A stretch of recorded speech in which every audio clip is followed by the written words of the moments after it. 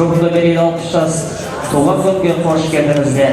Баршаңыздан сұрайтынымыз тек қана Алданның берген алақан ұрып, керемет көңіл күйде туған тойымызды шарықтау шегінде бастауға рұқсат етіңіздер. Қош келдіңіздер, той қаласына ағайын. Қошемет қайда!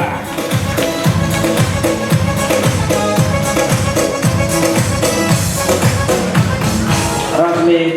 Бәрекелді, қош келдіңіздер, асы болмаған екім барша қадірлі меймандар, құрметті қонақтар. Той қазақтың қазынасы деп бүгін Қанат әкеміздің 60-қа толды деп қуанып, баршамыз шат-шатпан күйде тамаша көңіл күймен бүгінгі тойдың төрінде отырған барша патша болғандар ағайындар. Қош келдіңіздер.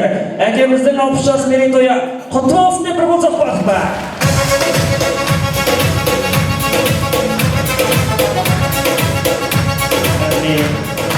Рахмет. Сәл кешіріп қалып жатсақ, айыпқа бермасыздар, кешірім сұраймыз. Думан тойы қуаныштың ерте кеш жоқ екені белгілі. Ендеше думан тойымызды бастамас бұрын той төріне Қанат әкемізді және анамызды отбасымен, бала шағасымен, ұл қыздарымен, немере жиендерімен той төріне әсем қыздарының керемет әнімен қарсы алғанды жөн көрдік. Сіздерден сұрайтынымыз тек қана қошемет қана ағайын. Той қаласын, той иесін ортаға отырайық.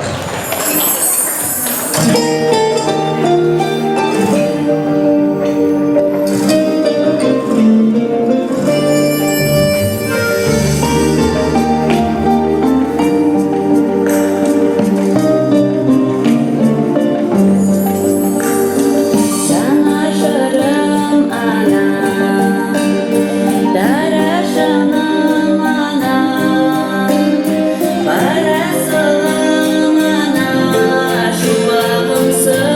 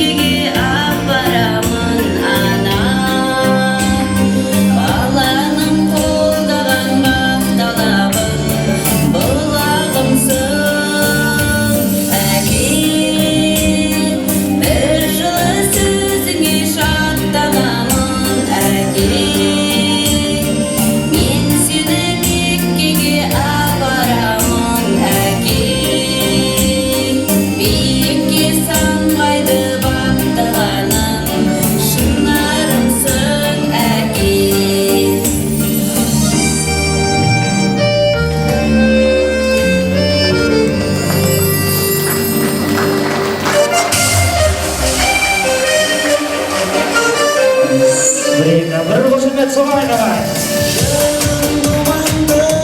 Қуаныш құтты болсын.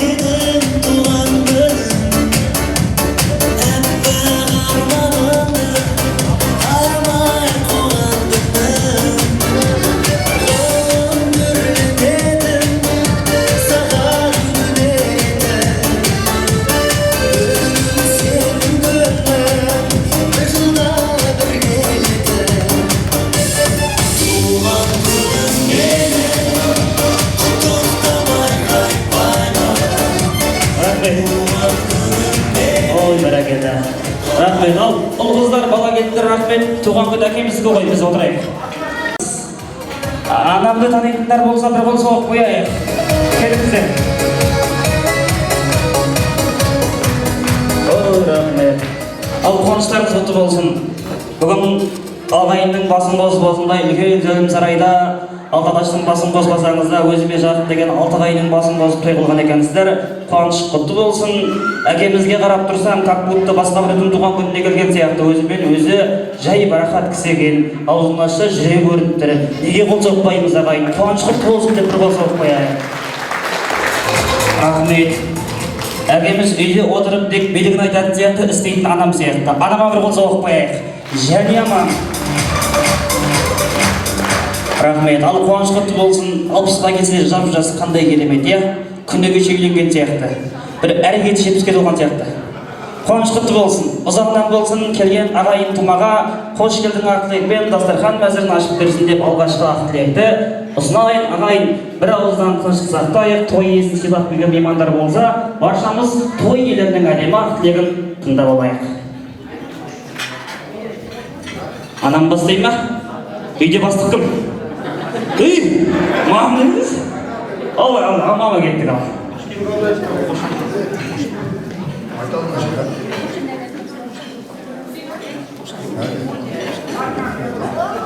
Айтамай қалды ана. Толқып тұрған бұлар. 40 жылдан бері көрмеген бір сол жақтары кеп, солардың қасынан.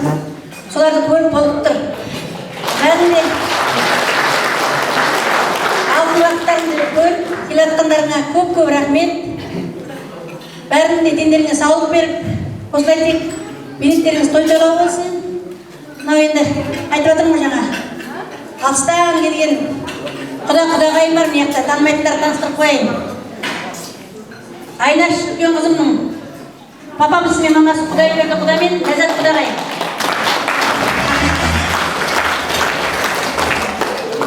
Назгүлдің мамасы мен папасы Мақсатбек құда мен Амангүл құдағай. Алыстан келген Әміржан Розаның құдағайы, менің де құдағай, Разия құдағай. Бәріңіз де қош келіп жатсыздар. Атыраудан келіп жатқан Клара апа, Зәуреш апа, бәріңіз де қош келіп жатсыздар. Ал дендеріңізге саулық беріп, тек билеттеріңіз осылай той-тойлау болып, аман есен жақсы өткізуге тырысайық. Басқа не етемін. Қош келдіңіздер бәріңіздер. Рахмет.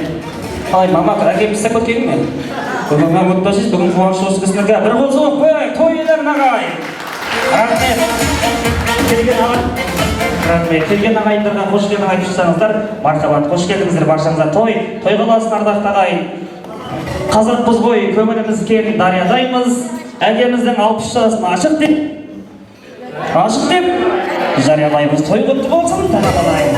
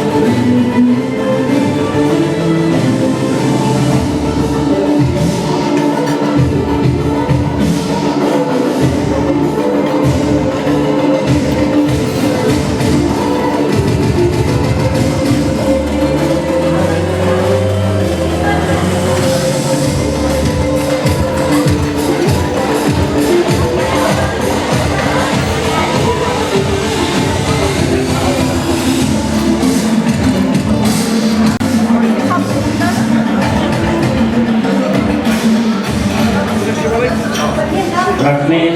Берекет ағайын құрметті қонақтар, алдарыңызға сылай астағаны келіп жатыр екен, ендеше астағаны отырыңыздар. Той иесі тойымыздың шымылдығын шашып бергенімен, әрмен қарай бүгінгі думанды тойымыздың алғашқы ақ жарма ақ тілегін ұсынғанды жөн көріп жатырмыздар ағайындар. Ағып өткен суда дария бұлар көпті көрген үлкен кісі қария бұлар десе, той төрінде өткен осы тойдың жастың тілегі қарттың батасы қабыл болады деген халықпыз ғой. Сондықтан үлкендердің бата тілегімізбен бүгінгі думан тойымыздың салтанатты түрде ашылуын қалап отырмыз. Ендеше той төрінде әулет үлкендері, шаңырақтың үлкендері, зиялы қауымдары Сарапа, Зибапа, Қанат Азирапа және Қанат ағамыздың туған немере ағалары, жеңгелері, бауыр келіндері, Қабыл аға, Орынғали аға, Мария жеңгей, Зілиха апа, Таңат Румия, Бейбіт Роза, Сәбит Ләззат, Базарғали, Анаргүл атты аталған әулет үлкендерін той төріне тамаша көңіл күймен, мың бұралған бимен шақырамыз. Әулет үлкендері, тойларыңыз той қаласын. Келіңіздер, рахмет айтып беріңіздер. Алды, шаңырақтың үлкендері. Әген араның суарынан, қарынан айыр ақ бұлақ, асығы салған шағанда, сенен артып өлгені бұл әлемнің табанда. Сенің келіп шағанда, анам қалай суалған, сенің келіп шағанда, әкең атын суарған, айналайын ақ бұлақ, асығы салған шағанда, сенен артып өлгені бұл әлемнің табанда. Сенен артып өлгені Тілекке ысымай астыға малдықты. Сіздер астан алып өтсін деп. Мынау тамақ ішкен қасық билдің дыбыс шықсын. Қалғандар біз үлкендердің тосын тыңдайық. Келсін ғой. Рахмет. Ал енді құрметті алыстан жақыннан келіп жатқан туыстар, адамдарың құтты. Бүгін енді біздің Қанатжан 60-ға толды. Соның 60 жылдық тойын жасаған жатырмыз ғой. Жарығым мен денсаулығың мықты болсын, семьяң аман болсын. Енді мен бір кішкене анау аталар жөнінде айтып кетейін, енді қайнағаларым жөнінде.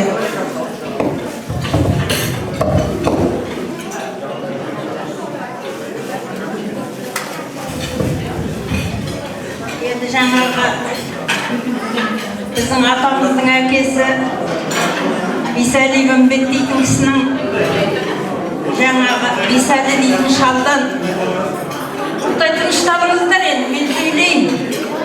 Ал сол кісіден 3 бала келген екен дүнияға. Әбдірахман Нақан Қабдулла дейтін. Сол 3 баладан өрген жаңағы Нақаннан өрген Үмбет дейтін шалдан біздер өргенбіз. Ол жаңағы Үмбет дейтін шалдан 4 бала келген екен дүнияға. Біреуі жасында 17 жасында қайтыс болды. Керемет домбырашы, ақын, сондай азамат еді. Енді оны мен көрген ештеңем жоқ. Айтуы бойынша ғой. Содан қалған 3 баланың шаңырағынан сол атамның немересі 17 немере өрген екен, 17 немере. Сол немеренің мына Қанатжан 8-шісі ортаншы баладан өрген. Ал енді мен деген 59-да осы Бисәлиттер әулетіне келін болып түстім 21 жасымда. Сонда бұл бала жоқ дүниеде жоқ, келген жоқ дүниеге. Сол мен келгеннен кейін 59-дың декабрінің 20-сінде дүниеге келді. Ал енді осы баланың кіндік шешесі мен болғанмын. Жаңа абысыным Гәншкенге босанып, ол кезде Нұржау дейтін ауыл советінде тұратынды, өзі акушерка дәрігер. Осы баланы мен алып шыққанмын больницадан. Ал енді бұл 20 декабрь күні 60-қа толды. Содан кейін енді жаңағы 2 январь деп жаздырыпты ғой. О жағын кішкене біліңкіремеймін. Ал енді жарығым жаңа айттым ғой 8-ші атамның немересі деп. Атамда 17 немере болған. 17 немеренің үлкені жаңағы Орынғали Қабыл дейтін. Одан кейінгі Марат дейтіні бар, Болат дейтіні бар, одан кейін Марат дейтіні бар, одан кейін Таңат дейтіні бар, одан кейін Талғат дейтіні бар. Жалғыз қыз бар жаңа 6 баланың ортасында, Сандуғаш дейтін. Олар астында тұрады. Ал одан кейін жаңа ақамнан 2 бала, бір қыз болды ғой. Көп ұмытып та қаламын жарығым. Қызының енді баласының үлкені Қанат, екіншісі Серік, үшіншісі жаңағы Роза дейтін қызымыз бар. Ол Алматыда тұрады қазір. Енді Қанатжаннан жаңағы 2 қыз бір бала ғой өрген. Солай ма? Қанат теріс айтып жатқан жоқ ма? Мен ұмытып та қаламын жарығым. Ал енді осы жаңағы Айнышжан үлкені сияқты, одан кейін Әлібек, одан кейін жаңа Арай ғой. Ал енді жарығым енді тек 60 жасың құтты болсын, денсаулығың мықты болсын. Жаңа қарт атаң, қарт шешең, жаңа әке шешең бір аунап жатқан болар. Бүгін менің баламның 60-қа толып, соның тойын жасап жатыр деп. Ал енді жасың құтты болсын дегім келеді. Мынау балдарыңның рахатын көр. Мына Құдай қосқан жәнияңның арқасында жақсысың, шүкірсің жаным. Ауырып қалғанмен шүкірсің. Осы жәния сүйрелеу андап бар, мындап бар. Сені емдетіп сөйтіп жатыр ғой. Ал енді мынау қашықтан келіп жатқан тек енді ұзақ сөйлеп жатырмын, кешірерсіздер. Мына қашықтан келіп жатқан құдалар бар. Жаңағы Қанат пен Жәнияның құдасы, бірінші құдасы анау Нарынқұлда тұрады. Ал Айнаштың атасы, ата-енесі. Одан кейінгі жаңағы Әлібекжанның ата-енесі Алматыда тұрады. Сосын тағы ұмытып қалдым ғой енді. Сосын енді мына Розаның енді құдасы Қызылорданікі. Ол енді құдамыз жоқ, құдағайымыз бар. Енді ол да 82-ге келіп жатыр, мен де 82 жасқа келіп жатырмын. Қазір өзім айтатын сөзімді ұмытып қалам енді. Кешірерсіздер. Бірақ сөзге не едім енді. Енді мен де журналистің әйелімін негізі. Иә. Сөзге жақсы едім шешен. Қазір мұтын қарап қалып жүрмін арасында. Ал енді сосын кімді айтқан жоқпын. Кімнің? Әміржанның құдағайын айтпаппын. Ал енді Әміржанның құдағайы. Сосын мен енді ана жаңағы абысынымның осында Дәулет дейтін құдамыз болған. Мына Қанаттың мамасының ағасы болған Дәулет дейтін. Иә, сол кісі тірі кезінде керемет араластық. Енді онда жаспын ғой. Жас болсам да сол Дәулет құданың баласының келіншегі келіп отыр. Қазір Ақтаудан. Алайын атайын. Енді өмір жастарың ұзақ болсын, дендерің сау болсын. Ал мына жерде Қанатжанның енесі келіп отыр, балдарыменен. Сізге де саулық тілеймін, амандық тілеймін. Алдағы уақытта осылай қатынасымыз үзілмесін енді. Аман болайық. Енді менің енді жаңа азаматтың үлкен кемпірі бар. Атырауда тұрады, енді ол кісі келе алмай жатыр ғой. Үлкейді ғой. 92-ге кетіп жатыр ма жасы. Ал енді осы келіп жатқан қазір 2 баламменен, 2 немеремменен келіп жатырмын. Ал енді болдым. Ал бәріне қош келдіңдер, аман болыңдар, аман есен қайтқанда елдеріңе аман сау жетіңдер.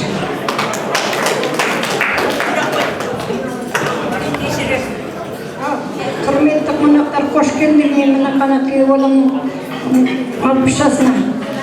Тұңғыш күйеу балам еді. Тұңғыш күйеу балам 60 жасына толып жатыр, 60-тан 70-ке толуға жасын алады ала. Қосағымен қосағарсын. Балалардың қызығын көрсін, келіп баланың қыздарының, бауырлардың алла тағала. Әрқашанда тек осындай қуаныш пайда бол көкем. Еліме саулық берсін, бастарыңа амандық берсін. Мен де міне келіп жатырмын Оралдан бір талай болып. Қыз баламмен, келін баламмен, қыздарымен келіп жатырмын. Алла жолымыз болсын. Әрқашанда тек осы жүрген жеріміз қуаныш той болсын айналайын. Ақсақалды ата, ақжаулықты әже болып, және ақ көкем Алла тегін берсін. Отырған бәріңізге де осындай қуаныш той болсын үйлерінде. Алладан ниеттесеңдер соны қабыл етсін. Әрқашанда тек жүрген жерлерге ақ жол, отырған жерің той болсын. Әрқашанда осы қуаныш тойды болайық айналайын. Рахмет. Бәріңізге де тек көп рахмет. Ендерге саулық, бастағы амандық. Қанатым, тұңғыш күйеу балам. Ұзақ ғұмыр берсін сендерге. Сыйлығын. Балам, көп рахмет бәріңізге де. Әрқашанда қуаныш тойды болайық. Ал енді мына Қанатжанға әкелген подаркымызды мына келдім қазір шапан жабады. Сосын тағы да подаркілер бар береді ғой. Соны ұмытып кеттім ғой жаңа айтып. Шапанымды жабды.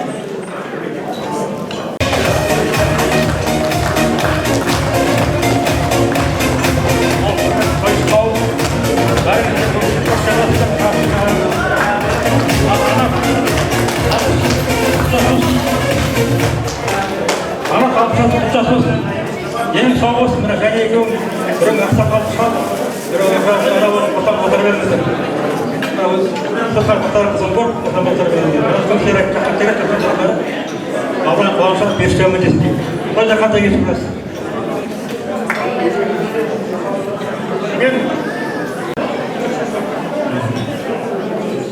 Інім Қанаттың 60 жасқа толу Мерей Тоймен Қанаттың денің сау болсын, аман жүрсін. Балдарының, ұл қыздардың немерелерін аман болсын. Қанат Жания сендерді отбасыларыңа бақыт, қуаныштық береке тілейміз. Аялап өтірген перзенттерінің қатарын көріп бірге қартайыңдар. Алыстан келіп жатқан құдағайлар, сіздер аман болыңдар, дендерің сау болсын. Тойшылау көп рахмет келгендеріңе. Келген жаңа жылдың сізге береке әкелсін. Жанұяларында тек қана той болмас, қуаныш болсын, ойын қайғы болмас. Ал Қанаттан аман болып, денің сау болсын, той қалады. Рахмет, ал ағай, тынышталайық, кішкене сабыр сақтайық. Тостамай, үлкендердің Ал құрметті бүгінгі осы дастарханға жиналған Қанаттың достары, құдалары және мына ағайын туғандар қош келіпсіздер. Баршаңыз осы тойда жақсы отыруға жассын деп тілеймін. Бірақ мына шулағандарыңыз дұрыс болмай кетті. Әркім өзінің жүрегінен шыққан тілектерін айтады ғой. Сондықтан кішкене тынышталып отырып тыңдасақ күшті болар еді. Ал енді мен өзімді таныстырайын. Мен Қанатқа енді былайша айтқанда құдашамын. Енді бір әулеттің ұстап отырған құдағайларының, құдаларының орнындағы адамын. Бірақ бұл үйдегі апайды, Мұрат ағаны, Шақпат аға дейміз біздер. Шақпат аға, Тайныз апа, Самат аға, Сарапа деп біз үшеуінде аға менен апалар ретінде көрдік. Сондықтан мені мына туғандарынан бөлмей бірге шығарттыр. Мен негізі құдалармен бірге шығуым керек еді деп едім, бірақ және болмады. Енді екінші жағынан Қанатты, Серік, Роза үшеуін туғанын, олардың осы тәй-тәй басқанын, оқуға барғанын, онан кейін азамат болғанын бәрін көрген адаммын. Енді үшінші жағынан Қанатқа мен еңгі болдым, шындығын айтқанда.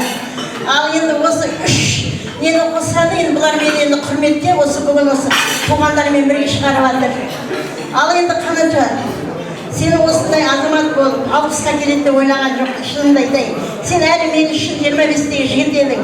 Енді міне бүгін 60-қа келіп менің өкшемді қуып келе жатырсың. Ал жасың ұзақ болсын, әлде де жасай бер. Мына қасыңдағы ақаулықты кемпірің аман болсын. Және енді біздің осы Мұрат ағамыздың үйіндегі келіннің болғанменен біз енді құдағай деп есептейміз. Себебі Жамал апамыз жоқ. Енді құдағай ретінде мен оны осы әулеттің ақжауыздың анасы ретінде сыйлаймын. Ал енді бүгін мына балалары, рахмет сіздерге. Мынандай әкелеріңе той жасап, осындай халықты шақырып, елдің бәріне көрсетіп жатырсыңдар. Сол үшін сіздерге рахмет айтамын. Ал енді мына туған туысқандар, алыстан келгендер, сіздерге көп рахмет. Осындай жол жүріп келіп, бүгін мына Қанаттың төрінде отырған құдағайлар, және мына Жәнияның туғандары, сіздерге рахмет. Осындай дастархан жаюға көмектесіп жатырғандарыңызға. Енді және екеуіңе көп Алланың берген жасын жасаңдар деп тілеймін. Балаларың енді өздерінің жолдарын қуып, аман есен осындай той-тойға ұласып, сондай дастархан жаятын, сондай құрметтеп жүретін сендердің балаларың өсіргендеріңе рахмет айтамын. Ал балаларың дейтін әр уақытта сендерді сыйлап өтсін. Сыйлап осындай орталарында жүре беріңдер деп тілеймін. Аман болыңдар, дендерің сау болсын. Енді менің тілегім сол, әр уақытта да сендердің жақсылықтарыңа да қуаныштамын. Балаларың өсті, өнді, немерелерің өсіп жатыр енді. Мына мен және саған орамал алып келдім. Осы ауылдың құдағайы ретінде Жамал апамның орнын баса алмайсың. Бірақ соның орнында отырған ағалықты кемпір ретінде саған осы біздің атымыздан орамал алып келдім.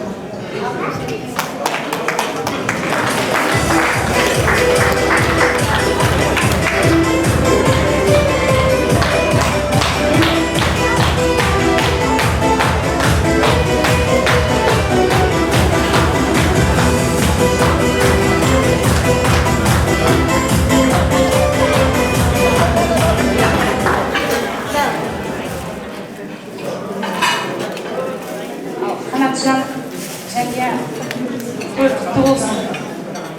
Денсаулықтарыңыз мықты болсын. Балдарым рахмет, жан-жақтан біздер жинап той жасап шақырып жылдың басына. Баршамызға да жыл құтты болсын. Алыстан келген қонақтар, Әміржан, Роза, аман жүріңдер, қашанда осылай тек ауылға той деп келіңіздер. Нағашым келе алмай қалып, босамай қалып, біздер жіберіп аламыз екеумізді. Той-тойға бассын.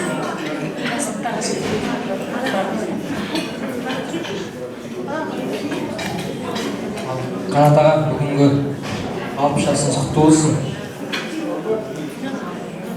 Сізге мықты денсаулық, осылай тек жақсылықтарда кездесе берейік. Отбасында тек амандық, жақсы күнде көп болсын. Сол көруге нәсіп етсін.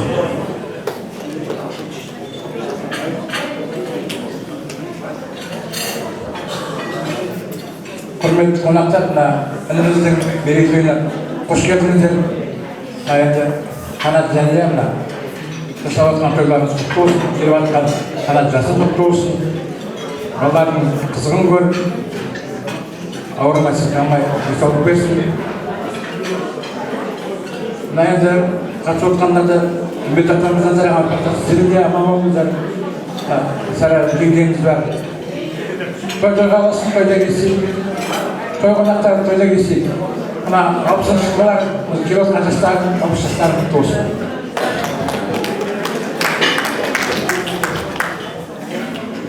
Құрметті қонақтар, мынау ағамыздың 60 жастың мерей тойында шақырған уақыттарына келгендеріңізге көп рахмет.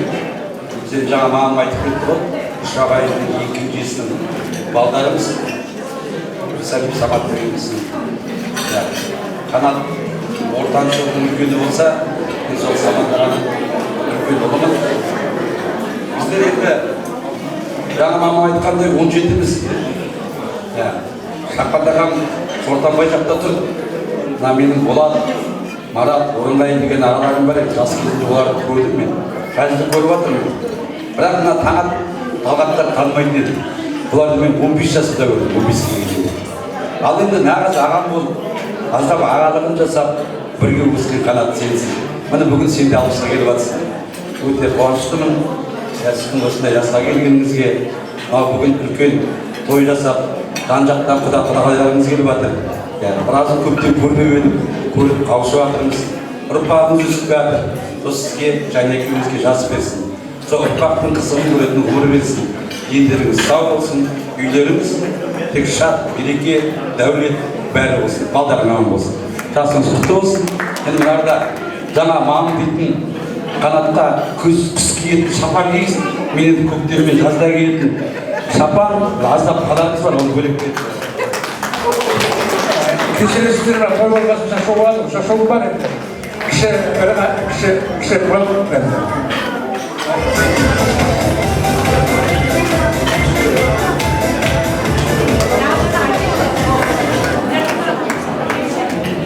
Рахмет, ал қалып қойғандарымыз жоқ па? Қосылыңыздар, рахмет, тілектеріңіз қабыл болсын. Шаңырақ үлкендеріне бір қаттыра қошемет соғайық, келіңіздер, той иесін ортаға алайық, естелік суретке салайық. Жұмыс жастарымыз ұзақ болсын, той қаласын.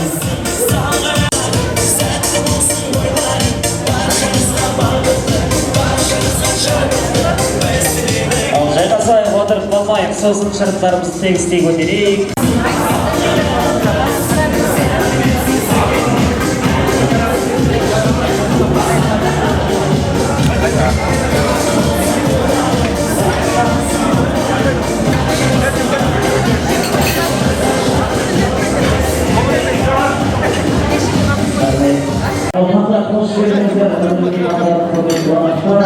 Той иесі алғашқы тойдың шымылдығын ашып берді, одан кейін өздігерлері адамдегілерін ара тойды болып берген болады. Біз де өз білгенімізден жаңылмайық. Әдемі тойды, әдемі нақышына бастағанда жүріп келеше. Аталған өздігерлері, аналар қоңыз жастарымыз ұзақ болсын, айтқан жолындағының бәрі де қабыл болсын. Сіздер үшін әке анаден алғашқы салысырыңды қабылыңыздар той, қойыласын қош келіңіздер.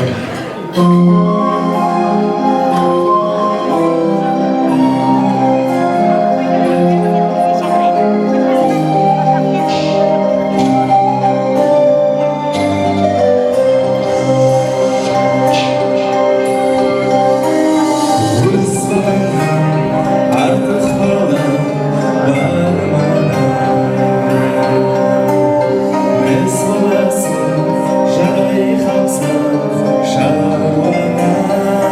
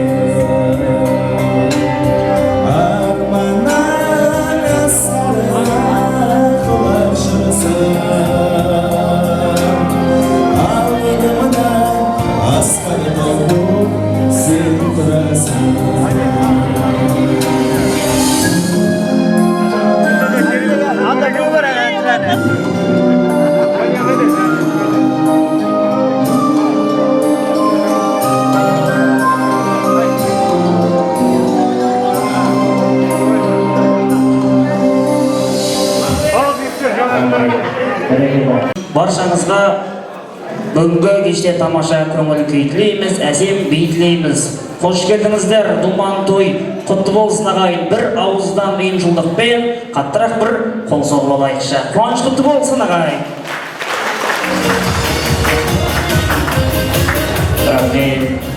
Рахмет ағайын. Енді той болғаннан кейін, думанды мереке болғаннан кейін әрине өздеріңіз білесіздер, шапалақ көп сырлатыны белгілі.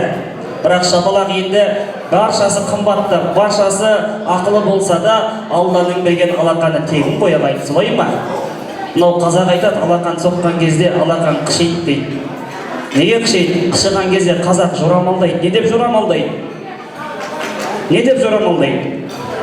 Ақша дейді. Қалтамыз ақшаға толсын ба? Онда жиі-жиі қол соғып отырайық. Той құтты болсын ағайын, бір қол соғайық.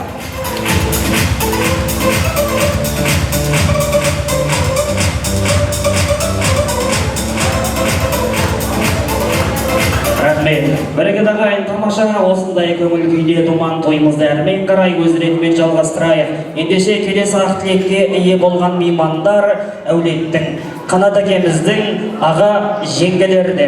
Бүгін енді тостың списігін білесіздер, той болған кезде топтап шақырамыз. Әулет үлкендері, нағашым, біле, құда-құдағи, коллектив, достар деп баршасын білеміз, бірақ бүгінгі той ерекше болып тұр. Бүгін шақырған қонақтарының қай-қайсысы да ерекше. Сондықтан мен ешкімге қоспаймын дейді әкем мен анам. Баршасы бірдей, әр топпен өзінің ағайын ретімен сөйлейді. Мен қарсы болған жоқпын. Сондықтан бүгінгі тойдың төріне Қанат әкеміздің аға жеңгелері жайықтар деп жазылған екен. Мұхтар аға Сырға жеңгей, Тілепқабыл жезде Қамсылу апа, Алма апа, Қуат Дәметкен және де кім? Гүлнар апа ғой, Сағидоллаға Гүлнар апа кластас екен жалпы, бірақ азығып тұрғанына байланысты осы тостан қосып жатырмыз. Ал қош келдіңіздер, жайықтар той құтты болсын, билеп шығайық. Келіңіздер.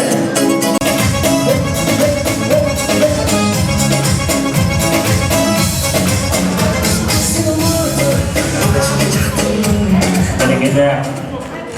Рахмет. Ал келіңіздер. Қанат әкеміздің аға жеңгелері жайықтар той құтты. Келіңіздер, бүгінгі той қонақтары, Қанат деген көршіміз, әлі ініміз, бүгін 60-ға толып, соның дастарханда отырмыз. Бәріңізді қош келіпсіздер. Бұны енді Қанаттар мен енді 64-тен бастап танимын десем енді өтекші болмаймын. Бізге папасы бізге трактордан сабақ бар, мектепте жүргенде. Сосын үйінде бір жаман трактор тұрады, біз күнде келіп ауырлаймыз жүреміз, Қанаттар бізге шаруашылық ғой, құт деп отырады. Енді біз содан үйреніп, соңғы жағында мына ханыммен талай жұмыстасқа болдық.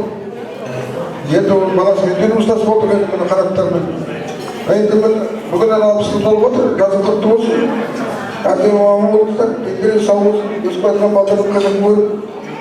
Мынандай осылар жолы достардың алдында тек той-тойына құттымасқа бейнеттіңіз болмасын деймін. Ал тек бәріңізді қош келдіңіздер. Ал енді ғана.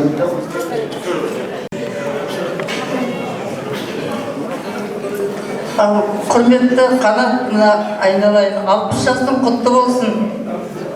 Осы анау деп, мынау деп айтатын, осы жерде көтенгіс жоқ, бәрін де танимыз. Алыстан келген құдағын да, құдағайды да, ағайын тума, бәрінің жағында, жәнияның да жағын танимыз. Бір кришаның астында үйіміз, төбеміз бір көшірамыз. Әрі мен мына Қанаттың ағасымын. Жайықтың бір төрт баласы болған екен, алдан көшін мәнде дейтін. Бұл Қанат сол біздің бір ұрпақтың жаңағы көшімнің бір ұрпағы шаңырақ ұстап отқан жаңағы үлкендер айтып жатыр ғой, сарапайлар. Бәріміз де хабардармыз, білеміз. Көп айтатын сөз жоқ, тек қана тілейтін тікелей денсаулық. Бақытты болыңдар, мына жан-жақтан келіп жатқан балқыздарың, бажаларың, ағайын, тума, құда, жекжат, осы жерде отырған достарың, көрші-көлем бәрі де көтенгістеміз. Бәріміздің де тілегіміз бір тілек, денсаулығың мықты болсын. Тойың толған қонақ болсын, достарың көп болсын. бала шағаларының қызығын көріп, немере шөбере сүйіп, мына және екеуінің ортасында шалқып естіп жүре беріңдер. Тілегім сол.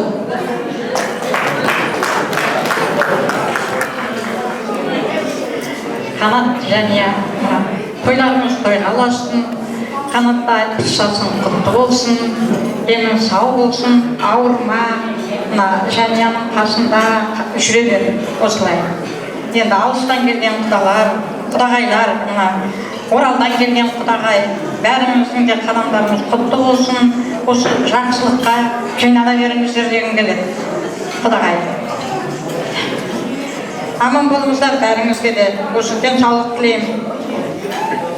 Біздер Меңдібай деген жерде тұрамыз, жайықпыз. Жаңағы Жәния деген келін атымызды атамайды. Осы апа, апортапай, жайықтың толқындары деп біздерді солай сыйлап өтеді. Енді Жамал апаймен де жұмыстас болдық біздер қанат. Рахмет бәріңіздің де адамдарымызға. Білбетсін, аман болыңыздар.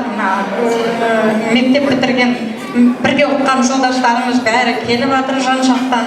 Бәріне де құтты қадам тілеймін. Рахмет. Рахмет. Құрметті тойшы қауым, бұл қанатымыз және келіміздің Мерей тойына қош келдіңіздер. Алыстан келген құдағайлар бәріңізге қош келдіңіздер. Құрдастары бар. Көрші өлем, ағайындар бәріңіз рахмет, қош келдіңіздер. Қанат және қанат жасың құтты болсын.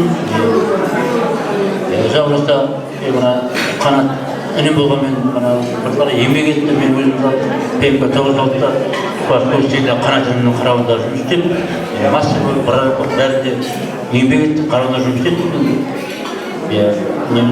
Жемісті болсын, жемісті болсын, ағам болайық.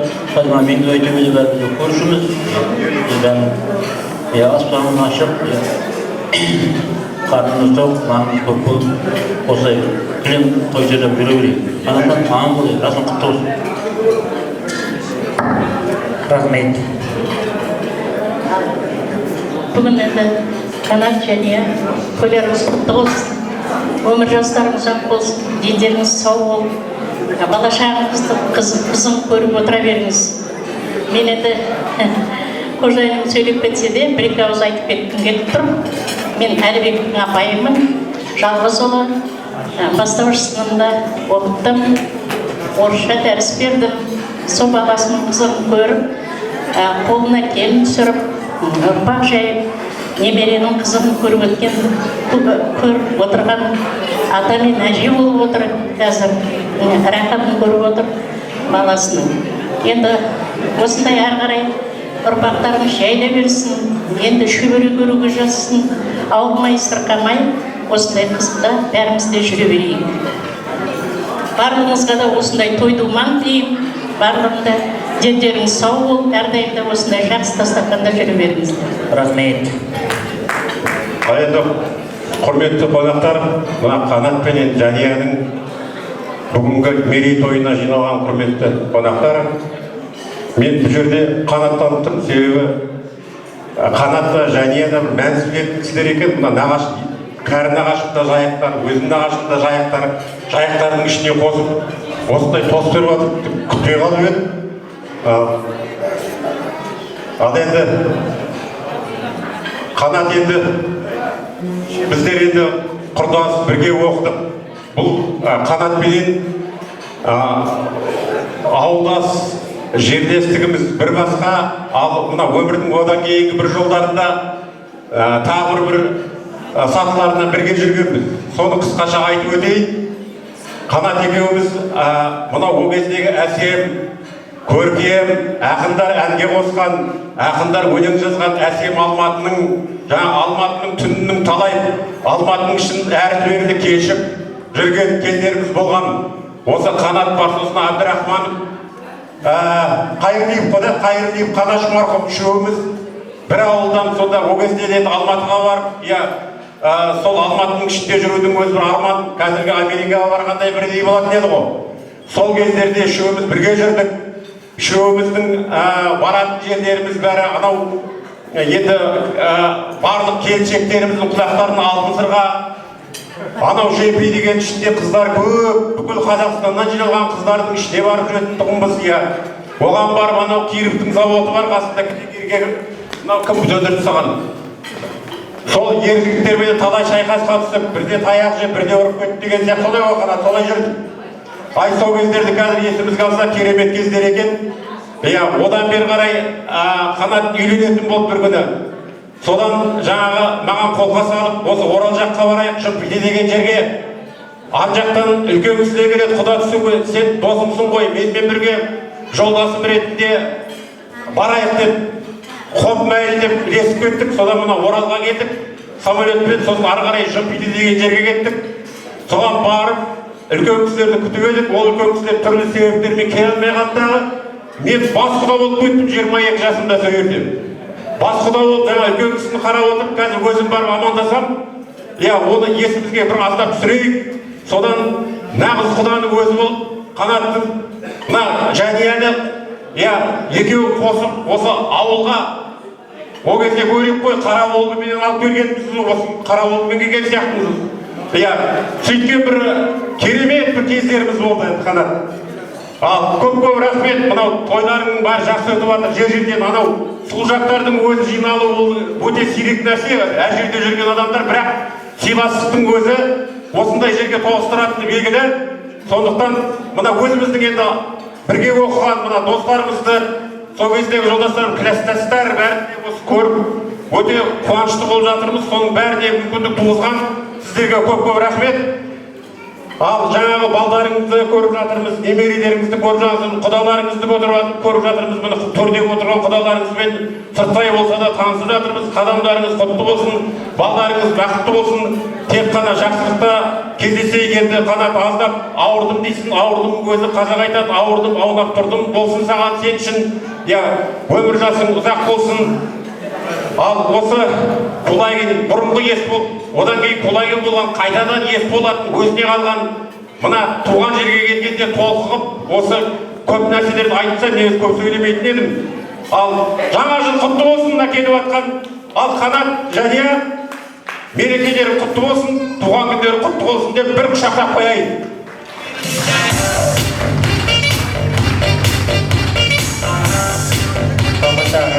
Фотоға түсіргіштер қайда? Келсеңдер фотоға түсіргіштер. Төртінде Алмапаның туған күні болды. Алмапа, туған күніңіз құтты болсын. 70 жасыңыз, Мерей, мына пысықтан орнын алып кеттім, сосын кешірім сұрап жатыр толқындарынан. Рахмет.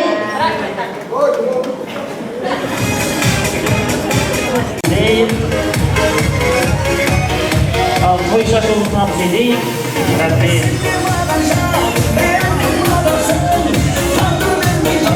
Ал суретке сұғалайық, келіңіздер. Рахмет. Ал ашыл той. Бақытты сәтіммен. Рахмет.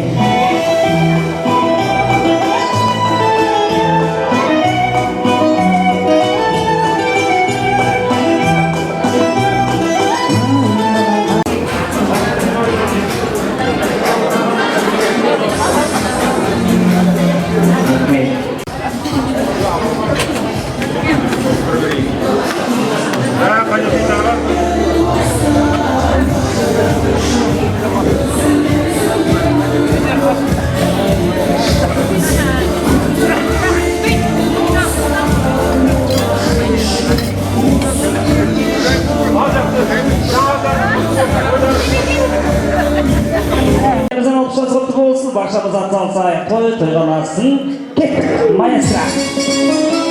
Ал кеттік.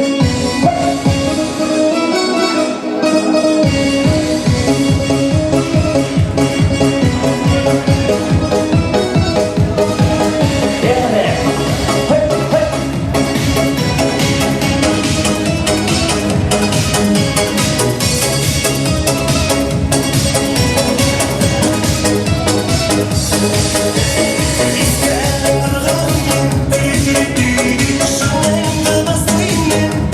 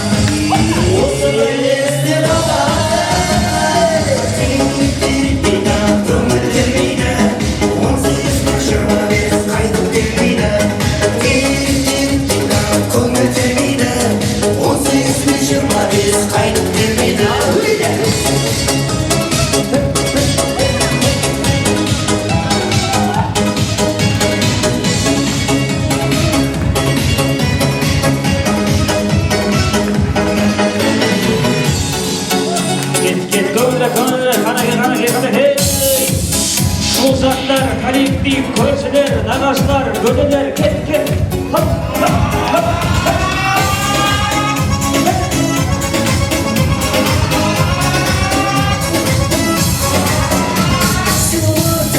Alıştık icraatlarına, anladım, basılı silahlarına, sağlarım, uçun belli seni, konuşayım, cevap koşaklarım, bozmaydı, adını bilirsin, onu sevdi, beni çok söylese, sanırım böyle çok oldu, yakın etki, vakti sakınırsa.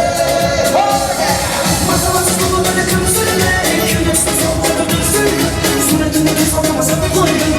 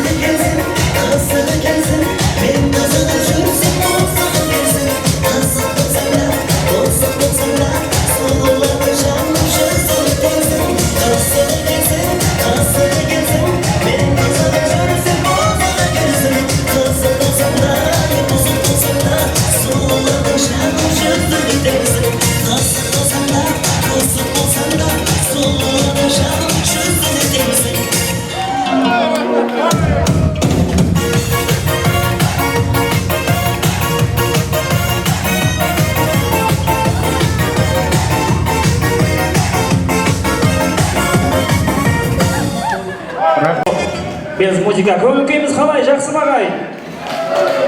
Шаршап қалған жоқпыз ба? Шаршамай, той құтты болсын ағай, бір болсын ағай.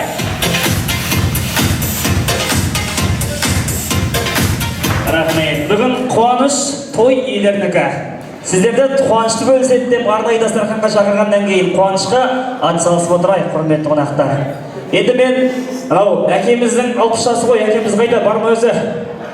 Қанат әкем қайда? Аха, барсыз ба? Сөйлетке түсіп алыңыздар. Енді әкеміздің қуанышы, сондықтан енді азы кем осы әкемізге қатысты, жанұясына қатысты 1-2-3 сұрақ қоямын. Иә? Тыңдап алыңыздар. 2-3 сұрақ қоям. Шаңырақтың атына тапқан адамға сый сияпат бар. Қатып алмаңыздар, атсалысып отырайық. Енді әкеміз бүгін туған күнін бүгін жасап жатыр, иә? Қаңтар айының 4-інде. Жалпы туған күні басқа күн. Бірінші сұрақ, әкеміздің шынайы туған күні. Қол көтерімізде ортаға шығамыз. Кеттік, кім? Келіңіз Асқараға, бір қол соғайық, келіңіз. Келіңіз.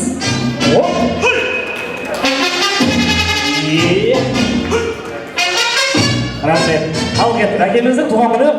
Неге білмейден маған апай айтып соған беріп жемек ішті қар. 22? Дұрыс естімей қалғансың онда сізге. Айыпқа бұйырмаңыз. Так, кеттік, қол көтереміз. Келіңіз апа, келіңіз. Ой, тамаша. Ал, әкеміздің туған күні. 26 желтоқсан 24 Не деген білімсіз, апа, дұрыс емес. Ей, бір, сабақ тиіп өтпейсіңдер ғой кезінде, Кім? Келіңіз апа, бір болса олайық, билеп шығайық.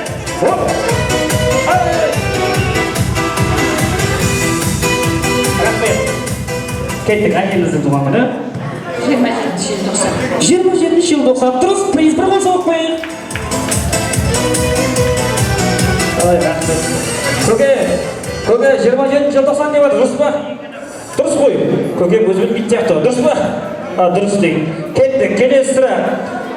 Так, служақтар бар ма, служақтар? Әкеміздің служақтары қайда? Қош келдіңіздер. Ал біз үндемейміз, иә? Сіздер білесіздер ғой. Служақтар үндемейміз, жауап бермейміз, үндемейміз, подсказка бермейміз. Әкеміздің армиядан келген жылы. Служақтар үндемейміз. Әкеміздің армиядан келген жылы. Қол көтереміз, болды. Ешкім білмейді. Нағып шақырыңыз, бәрін сыйлап, ешкім білмейді. Келіңіз көге, бір болса оқып қояйық, билеп шығайық. Кеттік.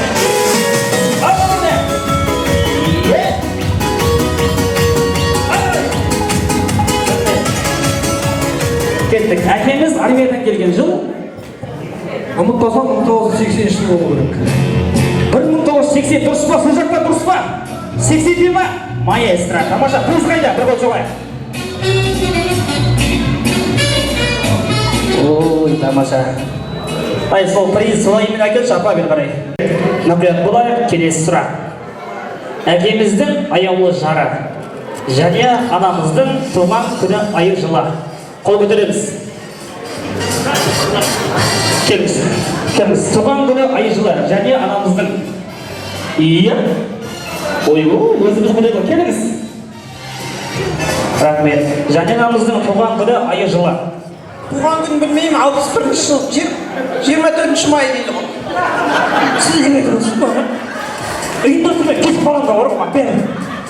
Ұйымдастыр. Ал, приз бір болса оқып қойын.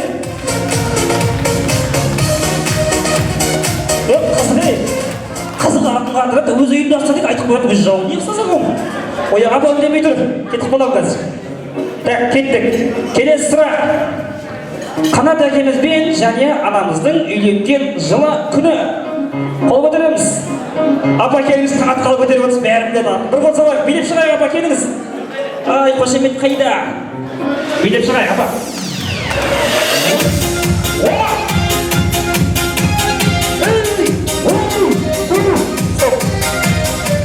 Атының бейіне подарка келіп мен. Ал кеттік. Әкемізбен анамыздың үйленген жылы күні.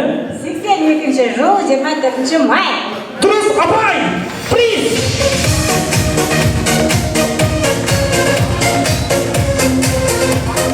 Рахмет. Так, ең соңғы сұрақ ойға не деген біліп тұрып тұрмында бәрі. Так, ең соңғы сұрақ ешкімге қатысы жоқ, қазаққа қатысы бар. Абай Құнанбаевтың туған жылы. Тез. Абай Құнанбаевтың туған жылы. Келіңіз көге бір болса олайық, билеп шығайық көге, келіңіз.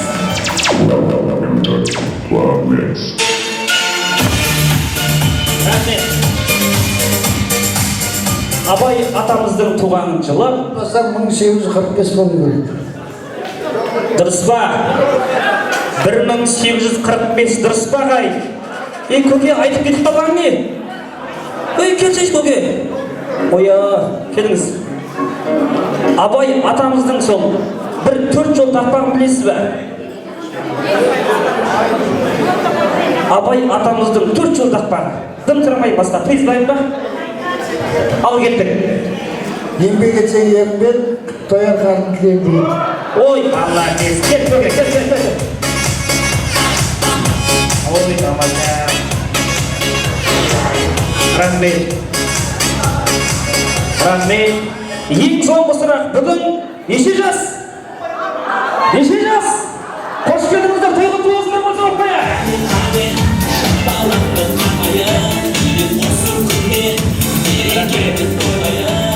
Бәрекелді, өзіміз әңгіме айтпай, осылай ортаға әңгіме айтып отырайық ағайын. Қуаныш құтты болсын, әңгімені күнде айтамыз ғой, бөлек шыққаннан кейін. Той біткесін айтамыз, тойға келгесін тойдың әңгімесін айтайық. Ат салысып көңілді отырайық. Мен әрмен қарай келесі ақ тілекті жалғайын. Келесі ақ тілекке ие болған 40-тың бірі қыдыр, 1000-ның бірі уәли, сөз сөйлесін ортада 1000 жылдыққа сыйласқан. Құдаменен құдағи деп жатырмын. Той төрінде әулеттің бір топ құдағилары. Ал аттарыңыз атап өтейін, қапы қалмаңыздар. Елтайдан келген Дүзекен құда Айман құдағай, Өрліктен келген Нәсіп құдағай, Алматы шаһарынан келген Құдайберді құда Ләззат құдағай, Мақсатбек құда Амангүл құдағай, Разия құдағай.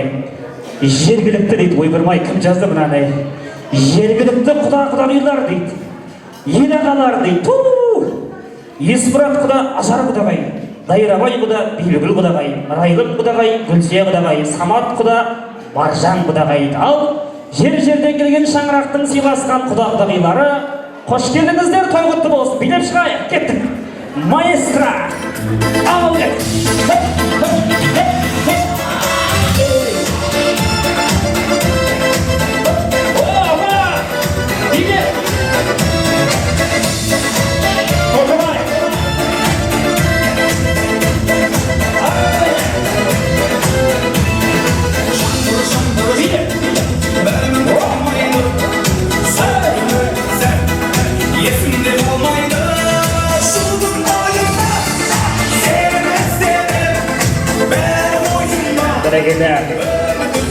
Рахмет, қош келдіңіздер. Міне, шынайы тойлап келген қонақтың бет-жүзі, жүріс-тұрысы осылай болады. Тосқа шыққанда билеп шығады, бір-бірін сүйреп шығады. Дұрыс па? Қош келдіңіздер. Тойларыңыз тойға ұлассын, келіңіздер. Аталмай қалған құдағилар жоқ па? Бәрекелді. Ал үлкендеріміз бастап, анамыздан бастаймыз ба? Аба, сізден бастайық. Құрметті құдағилар, мынау 60 жылдығыңыз құтты болсын, деніңіз сау болсын, көлімен немелеріңіз қызын көріп отыра беріңіз, амандықта бір тойда келіңіздер.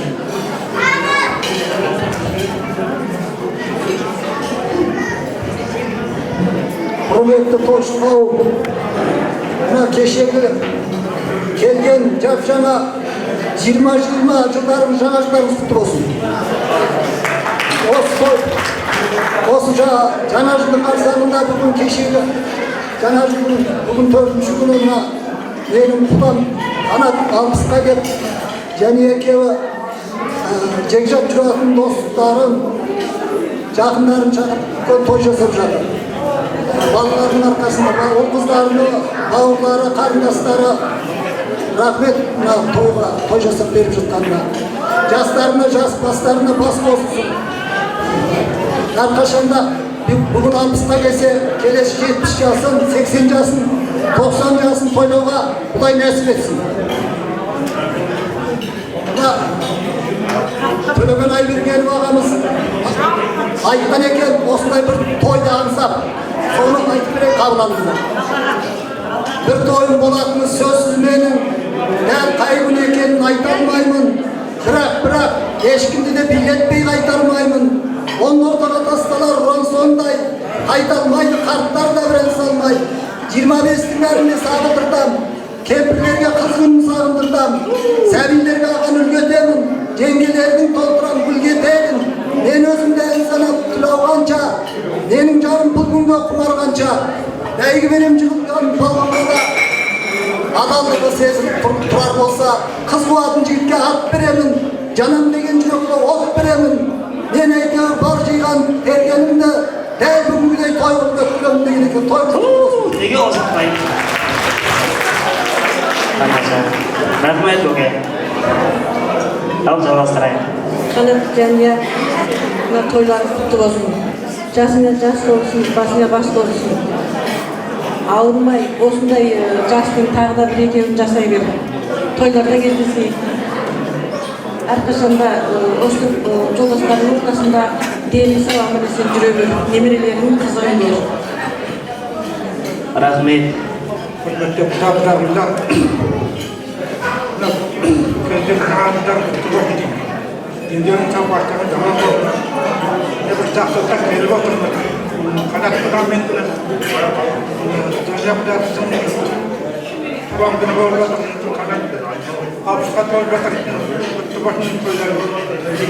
Жас болсын, бас болсын. Аруақта орайын асты берсін, денерін күнте берсін, алтын тасқа жете берін. Бар уақыт осындай жақсылыққа жинала берейік, келе берейік, бала шағалардың жандарында аман болсын. Жақсы, қай кездерде болсын, жақсылық бола берсін деп тілеймін. Амин. Рахмет.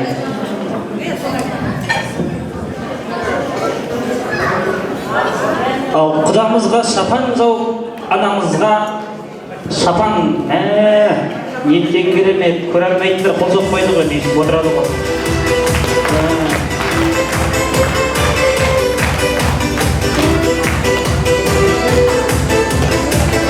Шіркін-ай.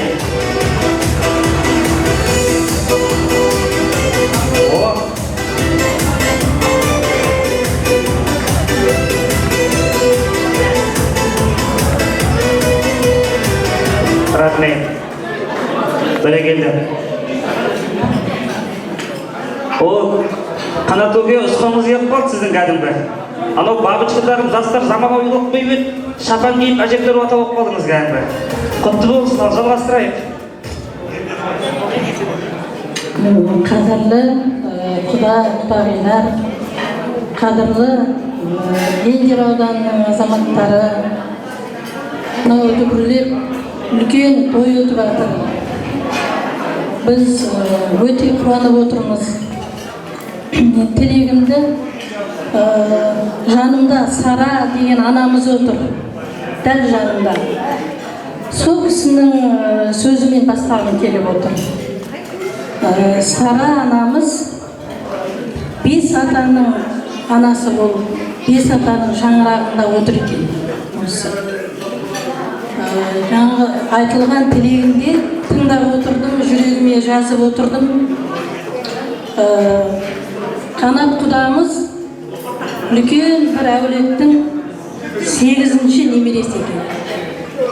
Яғни Қанат құдамыздан тараған Әлібек баламыз, егер Қанат құдамыз немере болса, Әлібек баламыз шөбере болады екен. Әлібектен тараған ұрпақ үлкен әулетке шөпшек болады екен. Мінекей, ұрпағымен мың жасау. Не деген керемет, осы бір өрнектелген Сара анамыздың сөзін арғарай жалғастырғым келеді. Шөпшек көріп отырған ұрпағымен мың жасап отырған әулет ары қарай туа жат, жүре жат ұрпағымен мың жасаса екен деп Алла тағаладан сол тілектің жалғасын тілеп отырдым. Құдай қосады дейді ғой. Біздерді Алла тағала осыдан 10 жыл бұрын Құдай етіп қосыпты. Уақыт не деген жылдан. Кеше ғана сияқты еді. Әлібегім мен Назгүлім екеу болып келіп еді сіздің ортаңызға. Бүгінде санын айтпай-ақ қояйын, өсіп өніп жатыр. Құдайға, Аллаға мың тәуба шүкір дей отырып, Әлібегім менен Назгүліме осыдан 10 жыл бұрын айтқан едім, егер балам өсіп өнгін кетсе, Алла тағаладан өсіп өнуді сұрайтын болсаң, атаң менен анаңды сыйла деп. Ата менен ананы сыйлаған ұрпақ деп түсінемін, жүрегіме жазып жүрмін. Әлібегім менен Назгүлімнің өсіп өніп жатқаны, сіздерді сыйлағаны деп білемін. Алла ата-ананың табанының астында дейді жұмақ. Сол жұмақ балаларымды өсіріп өндіріп, осындай сіздердей әулетке келін етіп, сіздерге қызмет еткеніне Құдайға тағы да бір шүкіршілік айтамын сіздерге. Қанат Құда, біз осыдан 10 жыл бұрын тойға келген кезде сіздің денсаулығыңызды қатты ойлаған едік. Денсаулығыңызды ойлап, Назгүліме айтып едім, қызмет қыл балам, атаңа қызмет қыл, анаңа қызмет қыл, шаршама, шаршадым деп айтпа деп едім. Енді бүгінде жемісін жеп отырсыздар. Жәния Құдағай, Қанат Құда, Құдайға мың тәуба. Одан бері міне денсаулығыңызды қарап келе жатыр, жаңа тілектердің ортасында айтылып жатыр. Жәния Құдағайды айтып жатыр, әрине. Сіздің барлық осылай қазір алдымызда әдемі болып тұрғаныңыз, бірінші әуелі Алланың, екінші жұбайыңыз, жан-жарыңыз, сұлу да әдемі ақылды Жәния Құдағайымыздың, содан кейін балаларыңыздың, немерелеріңіздің, солардың қуанышын көрудің арқасы деп білемін. Бүгінгі 60 жасыңыз, мерейлі жасыңыз, берекелі жасыңыз, келіп жеткен мерекелі жасыңыз құтты болсын. Алла тағала сізді 70, 80, 90, 100 жасқа дейінгі Алланың берген жасын жасап, біз сол қуаныштарда сіздердің орталарыңызда бірге болсақ деген тілегімді Алла қабыл етсін.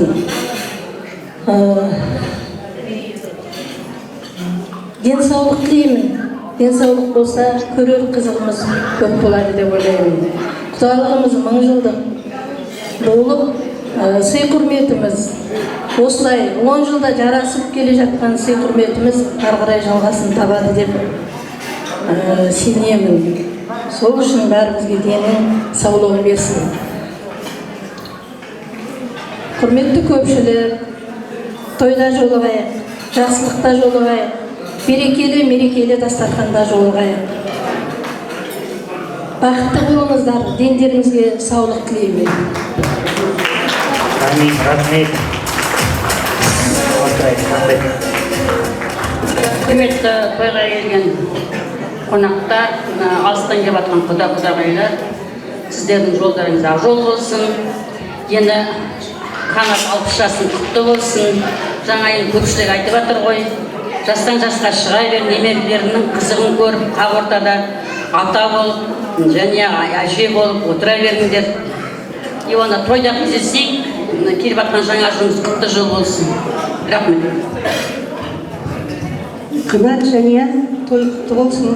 Тілек көпшілік істемеді.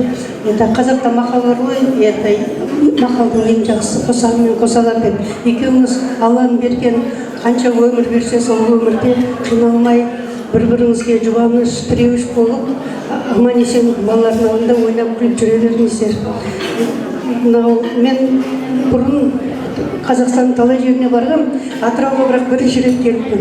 Құдай қосқан құдамыз, Атырауға тек жақсылыққа, қуанышқа келейік.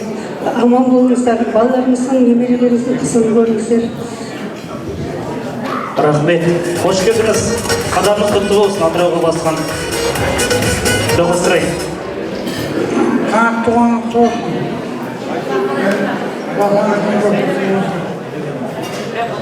Ой, рахмет. Ой, күштілік, ең күштілігің болсын сол. Ал жалғастырайық. Қанат Құда, сенің туған күнің құтты болсын, денің сау болсын. Аман есен және екеуің осылай бала-шағаларыңның қызығын көріп, ақсақалды әже, жолыңды ақсақалды ата, ақжауырды әже болып отыра беріңіздер. Енді тойларыңыз тойға ұласа берсін. Енді және осы ауылға келін болып түскенде Домбитаға жұмысқа кіріп, содан және екеуміз дос болдық. Осы достығымыз жаңағы ең кіші қызыма кіндік ата мен әже болып. Деніміз сау болсын еді. Рахмет, бәрекелді. Мұқағали Мақатаевтың келген жерінен өлеңмен жырлаған құда сізге. Ой, тамаша, бәрекелді, қошемет соғай. Біз енді құда деп жерге шығарып тұрмыз. Мен енді қайынсіңнің зәурешпен күйеу бала Ғабиттің арқасында құда болып тұрмыз. Бәрекелді, рахмет. Болдық па? Рахмет, тілектеріңіз қабыл болсын. Құда қылып сөз жатпай берген. Міне, мен 2005 жылы осы Атырауға бірінші рет келіп, осы жастардың арқасында қанатқа құда болып, бұрын қыз ұзатқан мен келін алуға осы келген. Енді қысқа айтайын, сонда Атырауға бір ән жазып келгенім соны орындап тұрмын. Ой, тамаша. Мен өзім таулаймақта ер жетіп ем, бұл қызым ер жеткенше тербетіп ем. Жеңісім Айнашпенен сөйлескен соң, құда боп Атырауға тез жетіп ем. Құдадан Атыраулық айналайын, той жасап құшақ жайып төрлеп деген. Әркімнің туған жері өзін ыстық. Білеміз Ақжайыққа жер жетпеген. Ақжайық лай болмаған екен. Ішпедім Ақжайықтан шөлдеп білем. Ләззат тұмауратып қалғаннан соң чоңылтып Ақжайыққа емдеп келем. Махамбет ұрпағымен жеңжат болып, келін алып Атыраудан ерлеп білем. Алтау болып келіп едік, келін алып, жетеу болып қайттық. Етке алып Шәркөдені, нарын қолды, қан тәңірін өрлеп білем деген. Масқара айтыпсыз. Бәрекелді. Рахмет, мынау енді келіңіз өке, келіңіз. Құрметті құда, мынау біздің Атыраудың салтында келген осындай өнерін ортаға салып, мәнді сәнді өлеңменен өрнектеген кісіге ақшасы көптіктен емес, сый құрмет ретінде мынандай бір байрақ беретін еді. Мына елдің бәрі біледі. Сондықтан мынау қанаттың кластастарының атынан, өзіміздің атымыздан, ауылдастардың атынан сізге бір байрақ беріп келіп тұр. Аман болыңыз, жорытқанда жолыңыз болсын. Екі ауыз өлең маған айтсаңыз болады, арнап. Тұратын осында. Енді мына сонда қайтып бұрынғандағы бір жолдасым Ләззатқа жазған едім. Ләззат айналайын келбетіңнен, көрмедім сендей ару жер бетінен. Келінім Атыраудан қайтқан кезде пойызда жақсы ұйықтадым тербетіп келдім.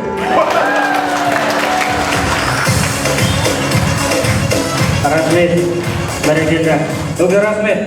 Аман жүріңіз. Енді өнер сатусыз өнер бағаланады дейді. Мә жеңгеме бірден берді банкоматты. Рахмет, қуаныш. Рахмет, бір-екі. Қуаныш құтты болсын. Енді таспен ұрғанды аспен ұрайтын қазақпы сыйға сыйсыра қабал дейді. Құдам сіздің өнеріңді бағаласын. Мына біздей Ақжайықта асылелі табаласын. Сізге айтар бір ғана тілегім бар. Шашыңыз бұдан әрі ағармасын деп қойын. Құда, рахмет, аман жүріңіз, бір қол соғып қойын. Ал суретке түсірейік, келіңіздер, той иесін ортаға қойып.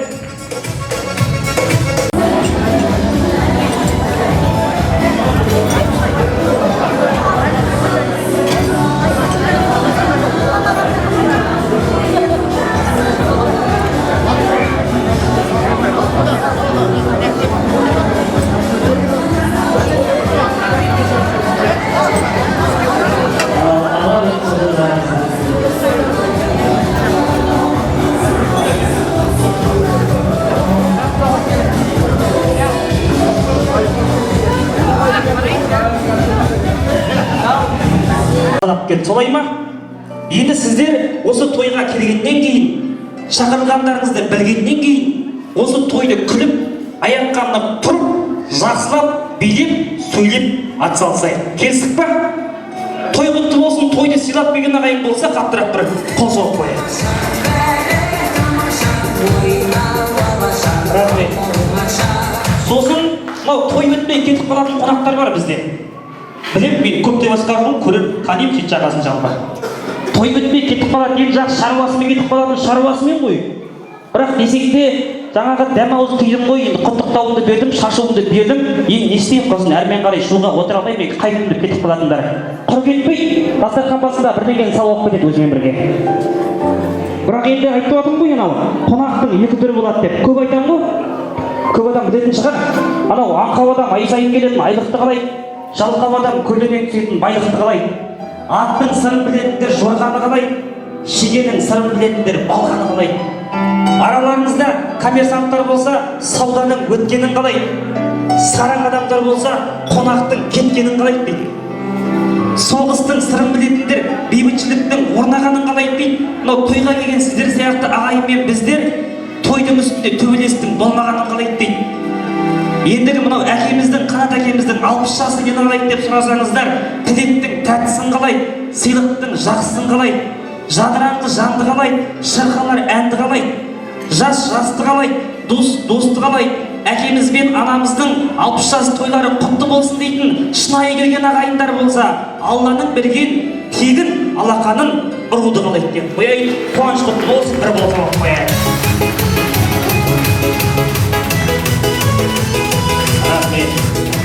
Бәрекелді. Тағы қош келдіңіздер. Шаңыраққа қонақ келгеннен кейін қош келдіңмен қарсы алып, қош келдіңмен шығарып тастаймыз ағайын. Сондықтан да бүгінгі тойға тізімге енген қадірменді бақытты жандар, аталар, әжелер, ағалар, жеңгелер, іні қарындастар, баршаңызда қош келдіңіздер. Тойдың жақсы өтуіне атсалысайық. Жаңа құдаларымыз құлақ қағыспаған қолқасын салған болатын. Біздің тілектен кейін әдемі бір екі би болса, жақсылап тұрып құдаларыммен, құдағиларыммен билейін деп едім деп. Атырауға алғаш келдім, алғаш қадам бастым деп жаңа құдағи сөзінде тілек етті ғой. Қош келдіңіз құдағи. Ажайыққа басқан қадамыңыз ақ болсын. Жүрген жеріңіз тек қана бақыт болсын. Алла тақ бермесе де басыңызда бармақтай бақ болсын деп құдалар үшін бір қаттырақ қол соғып қойыңызшы. Рахмет. Көп сөйлемейін ағайын, қысқа біраз отырдық. Денемізді жандырайық, аяқ қолды талдырайық, ортада жақсылап билеп алайық. Келіңіздер, той құтты болсын. Кеттік, маэстро, нағашымен өзінің көршілер, коллектив, достар, құрдастар, құда-құдағилар, кеттік. Ay,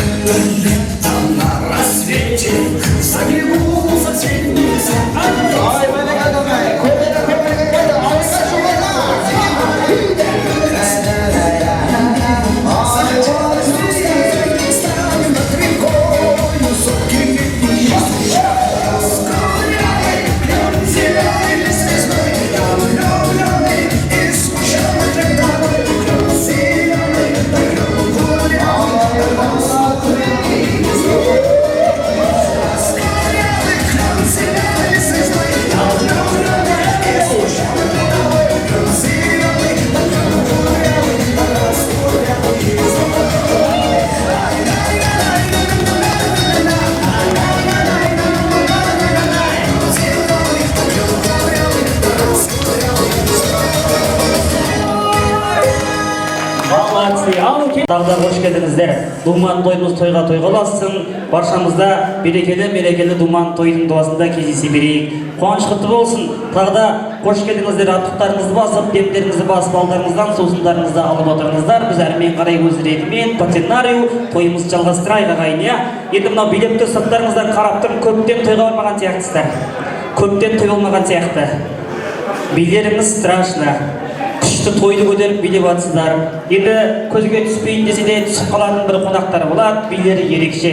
Бірақ білдіргісі келеді, сыртқа көрініп қалады. Сондай бір әсем бишінің бірі, осы жерде бір шашын түйген, жылтырақ көйлекте бір жеңгем болып еді.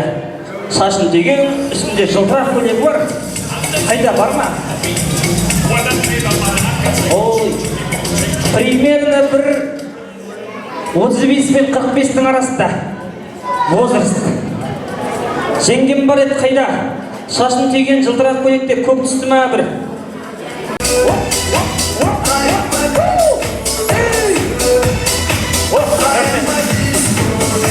Рахмет, аба, қош келдіңіз. Бейінде ол, отыр. Кеттік, так, тыныштағанымыз. Аба, келіңіз. Так, есіміңіз? Гүлнар. Қаяқтан келіп тұрсыз? Оралдан келіп тұр ағайын. Хан ордасы Орал қаласына бір қол соғып қояйық. Тамаша, қош келдіңіз Атырауға. Бір жайықтың бойы қойында батыс өлкесі. Так, шаңырақта кім болып туыстық қатынасыз? Қанат жезден Балтызы. Балтызы, балдардың нағашы апасысыз ба?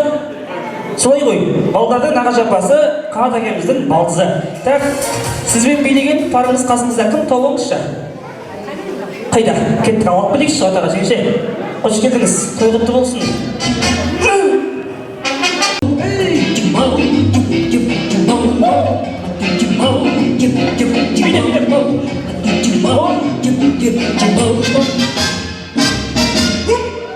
Ой, намаза, келдіңіз. Так, көке таныс болайық, қош келдіңіз. Есіміңіз? Нұрғой. Шаңыраққа кім бұл? Күйеулері бар. Күйеу бала билеп жатыр. Неге қол соқпаймыз? Күйеу бала билеп жатыр. Баяғыда бір атам айтып жүр, күйеу балалар есіктің жанында отырады деп. Қазір күйеу балаларға бәрі ғой деп отырып отырмыз ғой. Рахмет, ал қош келдіңіз, қалжыңдап жатқаным ғой, тойды көтерейік. Қандай музыка қойайық? Приз аламыз, билейміз, отырамыз болды. Көке! Ал, сіздер жеңешек. Бір жақсы. Ал, бір жақсы дейтін деген ән бар ма? Әбжаппар айтады, кет! Ал, кет! Шаршама, тек шаршама. Шоқынып бір шаршынарып ортада. Шаршамай, аяқ қолым қалса да. Шоқынып бір билеген шаршынарып ортада.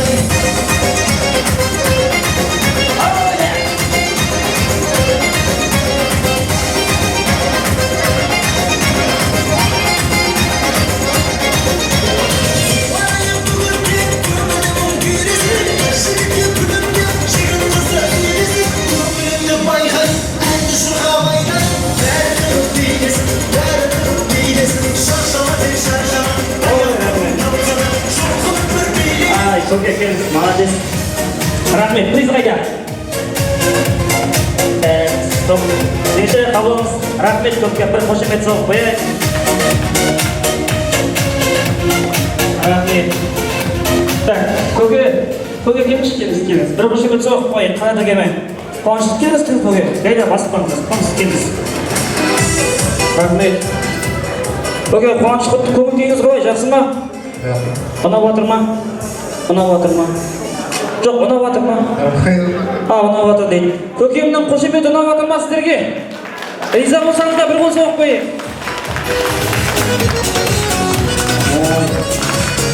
Ал, көке, мамамнан сұрайыншы, мамам жауап береді ғой бәріне.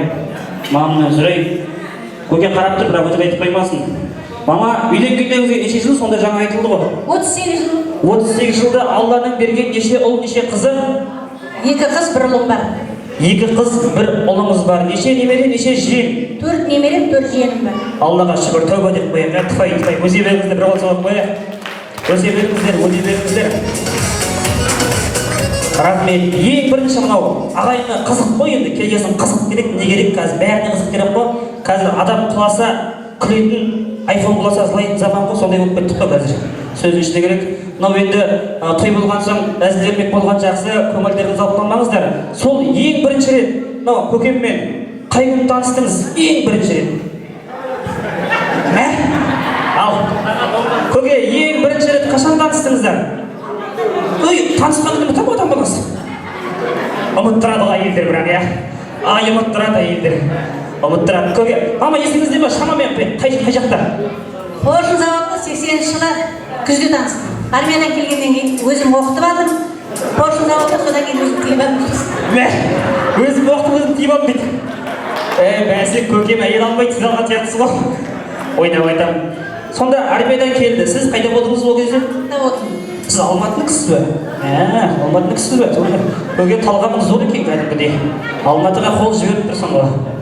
Ал енді сол танысқан күннен бастап неше жыл қыз бен жігіт болып араласып жүреді ғой, ол кезде де бар ғой енді. Қазір шыққан жоқ қой, қыз бен жігіт дейін. Ол кезде бар. Неше жыл жүрдіңіздер? Үйленгенге дейін, жаңа сөз байласқанға дейін. Жыл жарым уақыт жүрдіңіздер. Бәрекелді. Қазірлер 3 айдан кейін қалып жатыр ғой да. 3 ай жүреді, үйленіп кетеді дейді, білмейсің. Қанша жыл жүргендерін.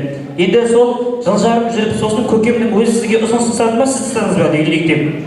Өзі тастаған сияқты. Ай, апа, сіз тастаған сияқтысыз иә. Үйленейік жаның барды алып болып кетейік. Оның тастағанын айтайын, мен осы топта айтпаймын ғой деп едім. Бұл кісіні мен 25 сомға сатып алғам баяғы. Содан әлі келеді. Соған денсаулық болсын, неше сомға сатып алсам да. Денсаулық тілеймін. Рахмет. Енді мынау ағайын сөздің ішінерек осы әкеміздің 60-қа толды деп ағайынның алдында беделі абыройын көтеріп жүрген осы анамыздың арқасы ғой, солай ғой енді. Осы жарқыратып қараш, бабыш тағып қойған ғой мойнына. Көкем өмір таппаған қалынып азар тұр деген. Той бітсе екен деп тұр ғой тек, той бітсе екен, алай деп. Ал ол қалынып мойын жандырып қойды, жаңа шешкісі келмеді, онымен әлбетте жеткісі қайтып жатпайды. Көке, симпатичный болып тұрсыз. Мынау сіздің өйстіп жарқырап тұрғаныңыз осы маманың арқасы ғой, солай ма? Маманың арқасы, сондықтан мама ризасыз ба? Ризасы ғой. Енді 35 жыл ма? 38 жыл сізді осылай шықтай қылып киіндіріп, баққа бүкіл ауыртпашылығыңызды көтеріп отқан анамызға ризасы ғой. Риза болмай қайда барасыз? Енді жоқ, шансы жоқ болды. Енді шансы жоқ. Ал енді сол соңғы рет қыз бен жігіт болып қол ұстасып қашан жүрдіңіздер? 80 жаңа айттым ғой, күзінен бастап жүріп, содан кейін қолыңнан ұстаған жоқ па мына көшеде? Никак па? Ал енді соңғы рет соны бір еске алайықшы қыз бен жігітті шақты. Ағайын еске аламыз ба? Көкем қолыңнан ұсташы, бір айналып қайтыңыздар. Жас қыз бен жігіт құсап, ағайынның бәрі сіздерге қол соқсын. Кеттік. Тойға тұрыңыз.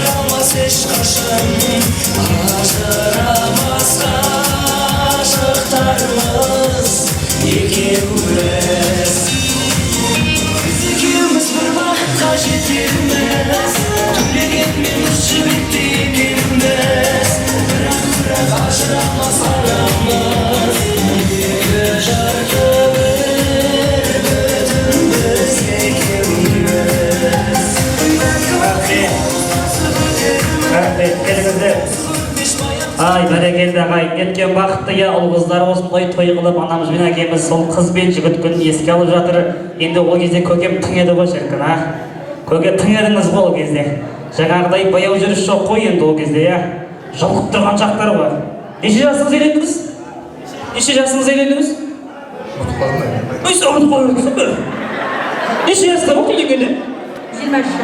23 жасында бір шаңырақтың отауын ұстаған көкем ғой шіркін. Мінекей, сол 38 жыл бойына бір әулеттің түтінін төгіп жатқан анамыз ғой. Сондықтан да осы анамыз бен әкеміз Аллах тағала нәсіп етіп 100 жас тойға келсін деп, әумин деп бір қол соғып қояйықшы ағайын. Той отырып алсын. Мынау мама, көке, тағы бір тосты берейін деп тұрмын сіздерді ортаға тұрған кезде. Ол тостыға екеуіңіздің де қатыстарыңыз бар. Неге десеңіздер, мына жерде жаңа жазылды. Қанат әкеміздің қайын жұрты Значит, қайын жұрт это сіздің бауырларыңыз. Сіздің қайын жұрт дейді. Мам басқасы өтпес дейді. Қайын жұрт дейді. Және балдыздары дейді. Значит, ол балдардың екеумізден тараған өрген балдардың нағашылары. Солай емес пе? Солай. Мынау байқасаңыздар, бізде қазір н әрпінен басталатын сөздер көп. Бәрі бір жақсы ылғи бірыңғай. Мысалға, осы желтоқсанның 1 күні мерекесін тойлап өтті. Қазақстанның тұңғыш президенті Нұрсұлтан, қорықпай айтайық, Нұрсұлтан Назарбаев. Бәрекелді. Атырау қаласының әкімі болып жақында ғана қызметін ауыстырған Нұрлан Ноғаев. Қысылмен айтайық, білеміз ғой енді. Қиын ештеңе сұрап жатқан жоқпын. Нұрлан Ноғаев. Бәрекелді. Ас атасы, ойбырмай жегенде қалай жейміз? Ас атасы нан. Бәрекелді. Ағайынның ішіндегі ең бір кереметі қандай? Нағашы. Бәрекелді. Әулеттің балдардың нағашылары, сіздің қайын жұртыңыз, сіздің бауырларыңыз. Аттарыңыз атаймын: Оралсын Жеңгей, Гүлсім, Бауыржан, Майра, Жақатай, Гүлбану, Таңнұр, Тәліпбай, Нұрислам, Нұрболат, Гүлнар, Бекболат, Жадыра, Кәусар, Батырхан, Мөлдір, Қадиша, Батырбек, Гүлбақыт, Әлия, Талғат, Айман. Дұрыс қой. Ал қош келдіңіздер, нағашылар балдардың. Кеттік, билеп шығайық. Ал кеттік, маэстро. Билеп.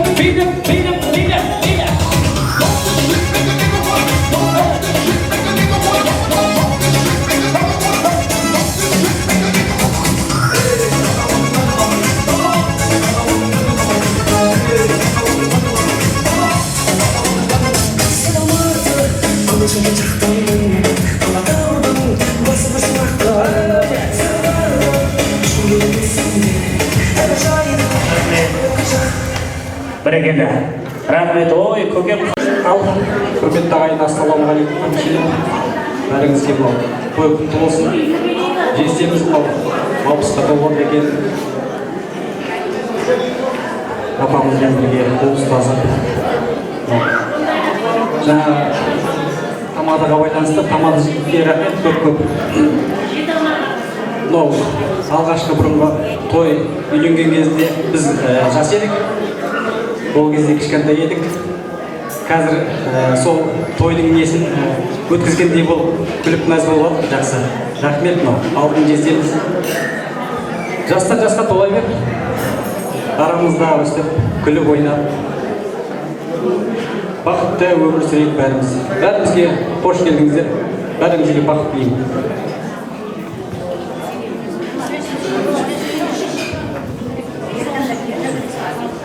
Құрметті тойшы қауым, бәріңізге қош келдіңіздер. Алыстан келген құдалар, сіздерге де ақ жол қош келдіңіздер. Ал бажа, туған күніңіз құтты болсын. Жасын жасқа тола беріңіз. Енді Алла тағаланың берген жасын жасаңыз. Бала шағаңызды қызығын көр, осылай күліп ойнап жүре беріңіз. Ал тойшы қауым, қош келесіздер. Бізде туған күн болсын. Осылай әдемі өмір жүріңіз, ата-анаңыздар, апамның бірге айтамыз. Бұл жақтан Алматыға құда қойнауға қош келесіздер дейміз. Бұшық, денсаулығыңыз бор болған, өміріңізді жиіңіздер. Еш ашылып бір қой.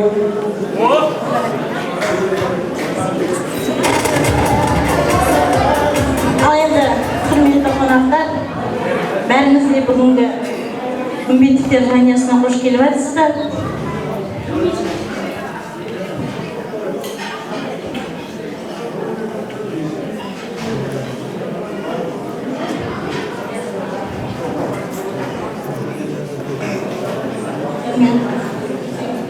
Жаңа өзім сөйлемей, алдымен досыны беріп жатқаным. Менің осы жолдасының артынан ерген бір екі-үштері інісі, қарындастары, жаңа сөйлеп жатқан менің Алматыдан келген қайным, одан кейін сөйлеп жатқан менің жарымның қасындағы қосағымның інілері, солар сөйлесін. Енді кезінде шалқып биле осындай той думанда өте көңілді жүретін еді. Сол есіме түсіп жатыр. Аллаға шектеу қоя алмаймын. Осында келгенде және алдымыздан жарқырап шауышырап жалғызым келді деп Аллаға шүкір бауырлары бар.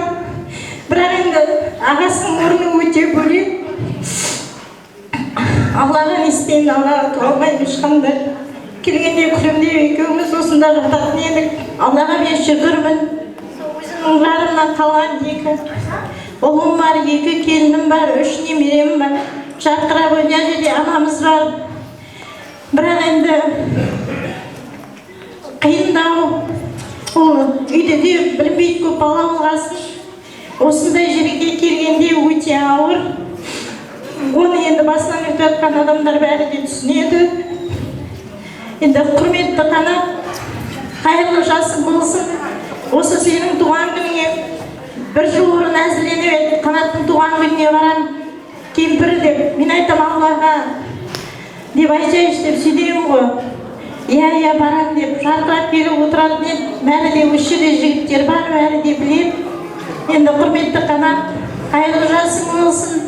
Денің сау болсын, саған енді осы дүниедегі бар жақсылықты тілеймін. Ағайын тумаларың осылай сені қаумалап келіп жатыр. Ағайын тумаларың көп болсын. Осы қасыңдағы менің әдемі де сүйкімді, ажарлы да, әдемі қайсыңды мен бірге қайықтайын. Мен осы қыздардың бәрін де жақсы көремін. Ешбіреуін де бөлмеймін, бірақ және Бекес екеумізге өте сондай бөлек бір төбе болып тұратын еді. Аман жүріңдер, балаларыңның қызығын көріңдер. Алла балаларыңның қызығын көруіне нәсіп етсін. Енді ағаң кеткенмен артында 2 баласы бар, баладан өрген немере бар. Аллаға мың шүкірмін, шүкіршілік етемін. Жас болсам да шүкірлік қылмауға амалым жоқ. Тек осындай жерде кішкене қиындау. Өзі қанша осындай жерде қуанып отырса да маған айтатын еді. Кемпір шығып биле осы тойды көтер дейтін еді. Соның бәрі есіме түседі. Қиындау.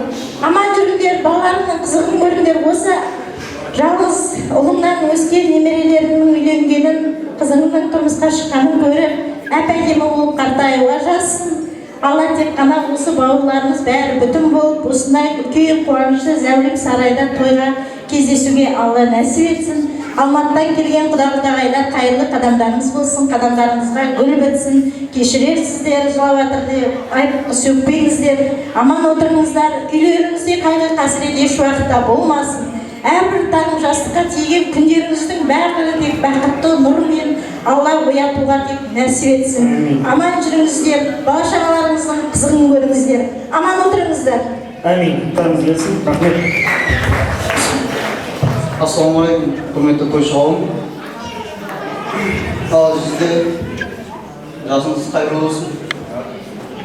Ауырмай, сырқамай, осылай ортамызда күліп ойнап жүріңіздер. Апаныңыз.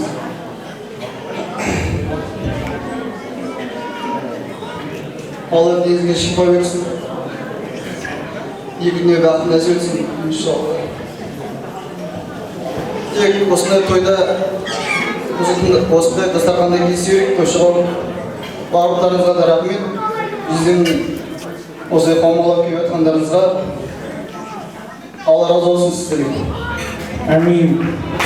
Рахмет. Сөйлеп жатқан менің үлкен ұлым, одан кейінгі келінім Гүлбақыт, одан кейінгі келінім Мөлдір. Мынау сол екінші ұлымның қызы, үйімдегі немерем Қадирша. Мынау жаңағы тұңғышым қолымдағы балам Батырбектің қызы Әлия. Бұдан үлкен немерем бар еді, қыдырып кетті. Батырбектерді біршама адамдар осы жерде таниды, біледі. Осы қанат жездесіне мыңда бір рахмет. Осының 17 жасынан бастап жұмысқа тәрбиелеп, өзімен бірге алып жүрген бұндай жезде әкеден де артық қылады. Қанатқа мыңда рахмет. Ой, тамаша. Рахмет. Ассалаумағалейкум, құрметті қонақтар. Қош келдіңіздер. Бүгін мына Қанекеңнің 60 жасы өтеді. Бәріміз алыстан жақыннан келіп тойлап жатырмыз. Енді мына бүгінгі тостың ішінде талап не аттырды біліп отқанымыздар. Көшіп қасымызға жақын келіп талап етіп қалды. Оның енді себебін айтып кетейін.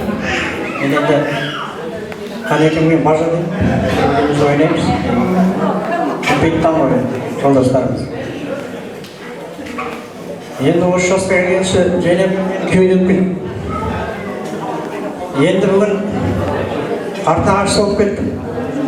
Оның себебін айтайын, ана жерде менің апам отыр. Және мамасы мен апам. Руым асқар, енді руым асқар. Сондықтан мен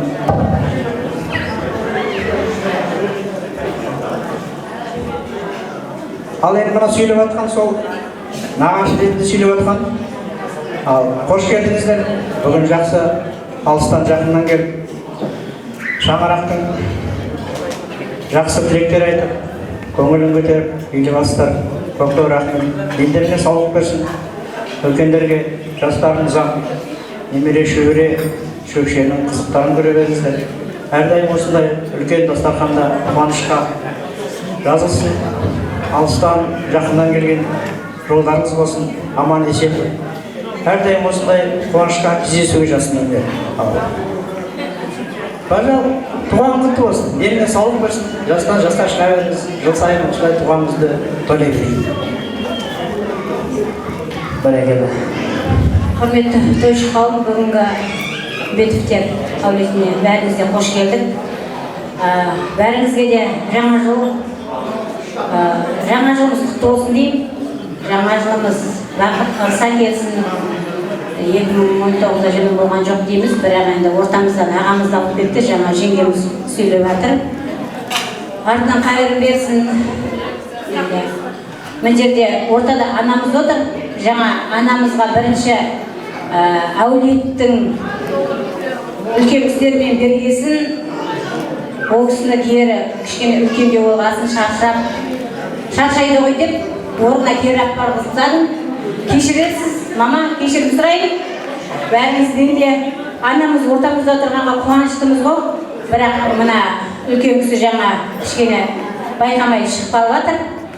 Енді бәріміз де бүгінгі біздің сүйікті әппақ жездеміз, негізі жезде деуге аузымыз бармайды. Бізді әкемізден кейін жаңа жалғыз ағамыз болып, маған жалғыз аға енді. Мен Жанепадан тетелес қызбын. Сол жездемнің осы уақытқа дейін біз бүткіл жақсылығын айтып жеткізе алмаймыз. Ол кісінің бізге деген жақсылығы ауызбен айтып жеткізе алмаймыз. Сондықтан да біз жездемізді өте сыйлаймыз. Аға орнына аға, қазір әкеміз де, ағамыз да о дүниелік. Енді осы біздің бас сүйеріміз, мына ағамыздың үйіндегі жеңгеміз, анамыз, содан кейінгі сол ағамыздың үйіндегі бауырларымыз, сосын осы жездем деп білем.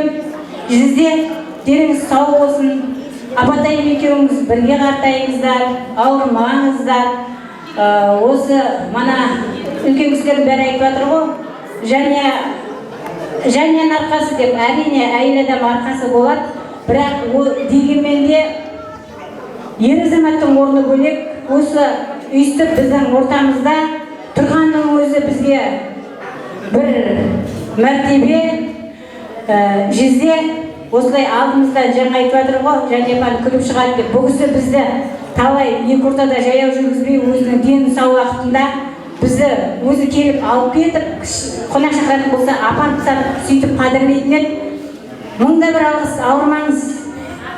Сізге тек зор денсаулық, мына балдарыңыздың, бүлдіршіндеріңіздің ортасында осылай тойлап жүре беріңіздер дегім келеді. Енді мына жерде жездемнің інісі бар, іні келді, сосын жалғыз тал қарындасы мен күйеу баласы бар. Мың алғыс Роза Құдаша сізге. Себебі мен қанша осы шаңыраққа келсем де Жанепамен ақылдасып, осы үйдің бүткіл той топырына осы Роза Құдаша күйіп пісіп жүреді. Енді Айнашжан мен Жеңіс, Әлібек, Нәзіктің орындары бөлек қой. Дегенменен де мына Роза Құдашаның орны бір төбе жаңағы жездемнен кейінгі. Сіздерге мың алғыс, рахмет, аман жүріңіздер бәріңізде. Бәріңізге де осы 2020 жыл жақсы жыл болсын, қуанышымыз көп болсын, еліміз тыныш болсын. Осындай тек жақсы дастарханда, той думанда тойлатып жүре берейік дегім келеді. Бәріңізге де рахмет. Көпшілік деп Рахмет. Бір жерде жаңа айтып ұмытпайтын әкеден жалғыз болған бәрі сол кісі сапарда жүр қазықта. Сол сіздерге сәлем айтып жатыр. Ыстарыңыз құтты болсын. Рахмет. Рахмет.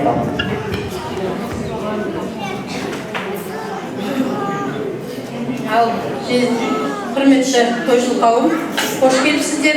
Барлықтарыңызға да келген қадамдарыңызға гүл бітсін. Бұл енді келіп жатырған жездемді бәрі айтып жатыр ғой. Негізі ол кісінің жақсылығын мен көп көрдім деп айтайын. Ол кісінің қолында мен енді 5-ші класстан бастап осы кісінің қолында болдым, апа жездемнің қолында. 11-ші класс осы кісілердің қолынан аяқтадым. Енді бұл кісілер енді барып келіп, кетіп көріп жүрген кісілер шығар, мен жандарында отырып көргенмін. Бірге жүріп, бірге тұрып көрген адаммын. Бұл кісінің енді жақсылығын айтып тауыса алмаймыз. Жасына жас қосылсын. Тек қана бірге қартайсын, апамызбен бірге. Ауырмасын. Деніне саулық тілейміз. Алла шипасын берсін. Мына көріп отырған немерелердің қызығын көрсін. Аллам соған жеткізсін. Тек қана қуанышқа, жақсылыққа, тойға ғана жиналайық. Еліміз аман, жұртымыз тыныш болсын. Рахмет. Құрметті тойшы қауым, бүгінгі біздің жездеміз бен апамыздың шаңырағына қош келдіңіздер.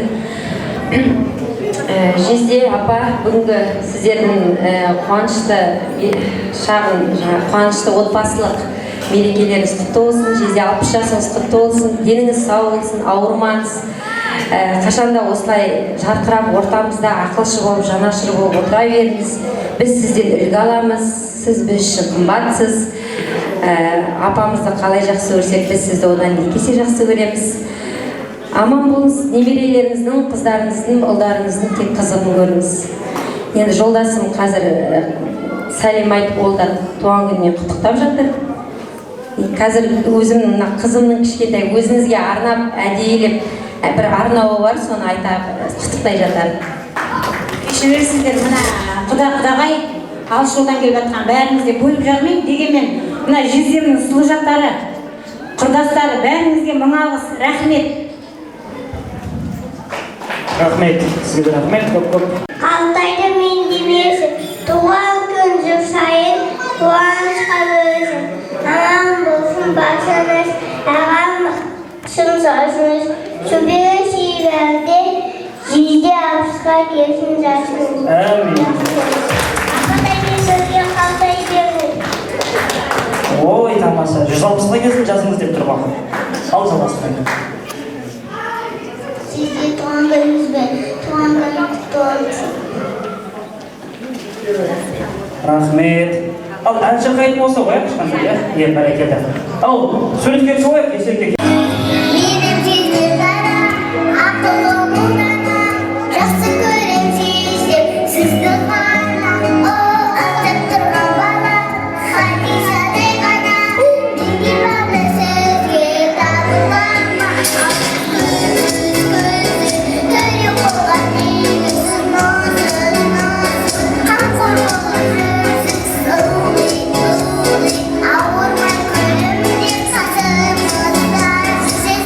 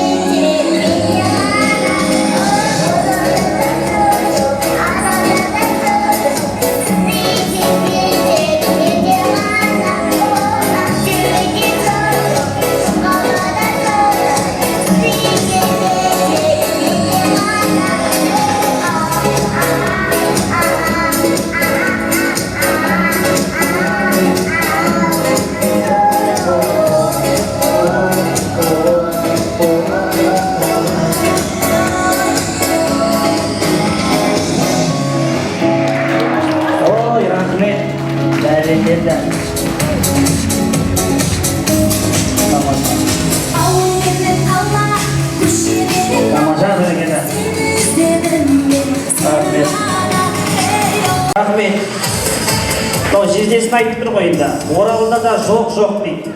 Ақтөбеде жоқ дейді. Қайда? Меңдібайда дейді. Меңдібайда. Оралда жоқ, Ақтөбеде жоқ, Меңдібайда бар дейді. Әкеміздің тойы құтты болсын, бір қол соғып қояйық.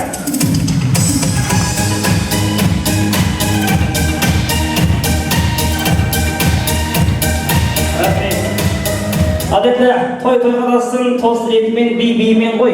Тойымызды әрмен қарай жалғастырайық. Жаңа айттым, әулеттің дайындаған сый-сияпаттары бар, қатып алмайық деп. 40-на шырағаны 41 деп шыдайық. Әлі сөйлейтін сұлу жақтар бар, құрдастар бар, көршілер бар. Баршамыз тойдың соңына атсалсайық. Енді менің оң жақ қанатымда отырған қонақтар сұлу жақтар бар, иә? Так, сұлу жақтардан бір көке бар ма, бір өзіңізбен бір родной болған кісі бар ма? Сұлу жақтардың ішінде. Келіңізші, бір ортаға шығуға қысылмайтын болады ғой. Бар ма? Билет!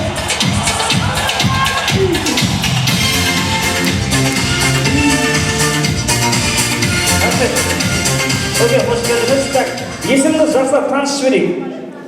Есімім Дүйсен, Атыраудан келіп тұрмын. Есен бе есіміңіз? Дүйсен. Дүйсен ағамыз Атырау қаласынан келіп отыр. Әкеміздің сол жағы ғой, бірге сөйлеткен сол жағы. Бәрекелді, қош келдіңіз. Так, менің сол жақ қанатымнан бар ма? Бір ер азамат бар ма?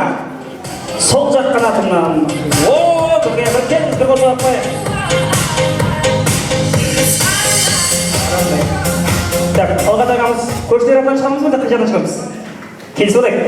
Қанаттың бажасын. Ал бажалар аттан, бажа про дейміз, сол жақ, бір қол соғып қояйық. Қос өнерпазға.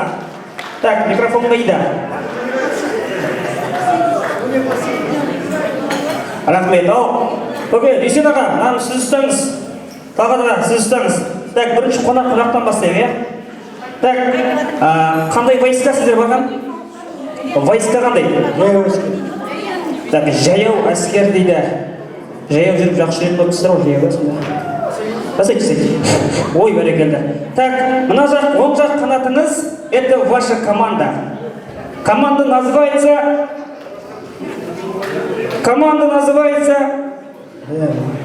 Ей, бә! Так, атылмай болайық, команданың атылмай болайық. Кеттік. Команда... Пехота. Қандай? Пехота. Пехота ма? Команда пехота бұл соғып қояйық. Ал, Талғат аға, команда называется қандай? Жоқ, өзіңіз білесіз. Команда... Анжақ қосылмай қалады. Қосыламыз ба? Команда... Меңдіба. Команда Меңдіба, бір қол соғып қояйық. Так, команда... Пехота. Вперед!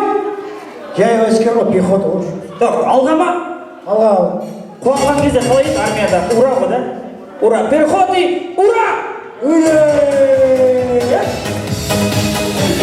Өке, армияда дауыс салға шошып кетіріпсің.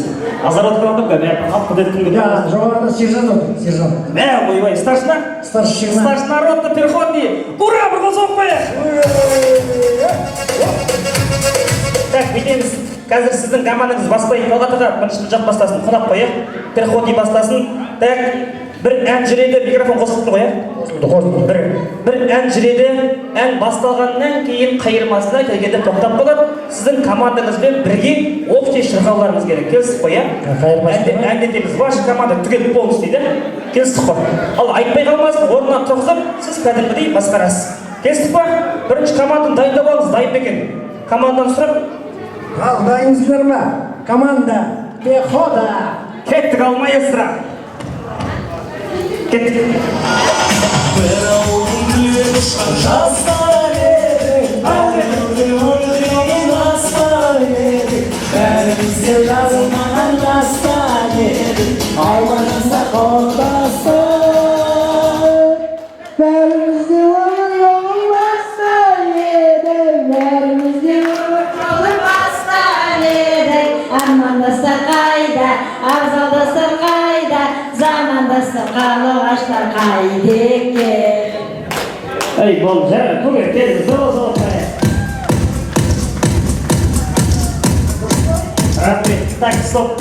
Пока микрофонды ұстай тұрмыз. Так, әзірге қатты бір керімді емес, нашарда емес. Көке, ағатаға Меңдібайды көрсетіп жіберейікші, Меңдібайды. Микрофон ағам, шуыр. 1, 2. Так, Меңдібайдың қандай екенін көрсетіп жіберейік, ұйымшылдығын көрсетіп жіберейік, иә? Ал кеттік, маэстро, музыка! Меңдібай қайда, Меңдібай? Шашына ақба тек байларға, өзгеріп кетіпсің бұл күнде, көркіңде көксаса ойнаған. Бірге!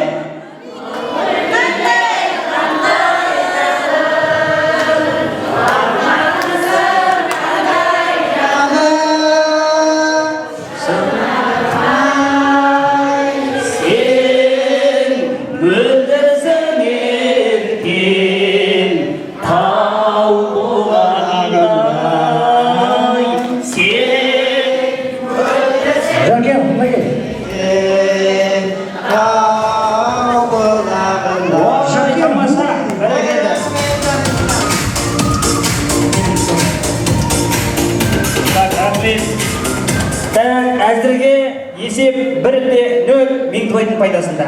Жеңіс құтты болсын. Өте ұтылып барады. Жеңісті қолдан бермейік.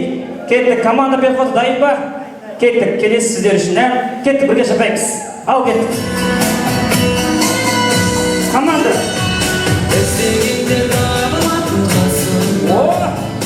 Көңілі бар қызға яшылған, көріспесек сағыныштан жүрген, күн бар екен баламды осыға.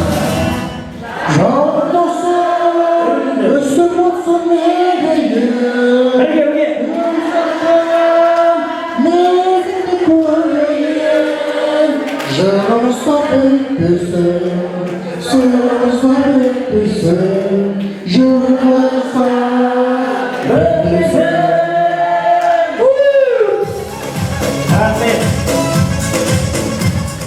Бәрекелді, келіңіз.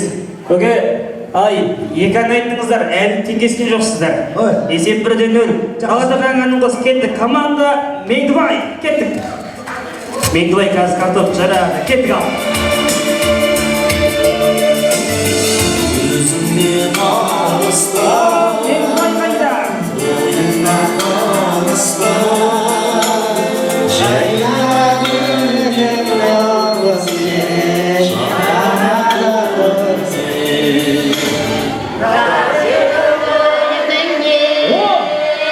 Қайдасың бұл күнде, сен іздеп арманым, сыр бойы шарладым. Сен іздеп арманым, сыр бойын шарладым. Ой, бәрекелді, бір қол давай.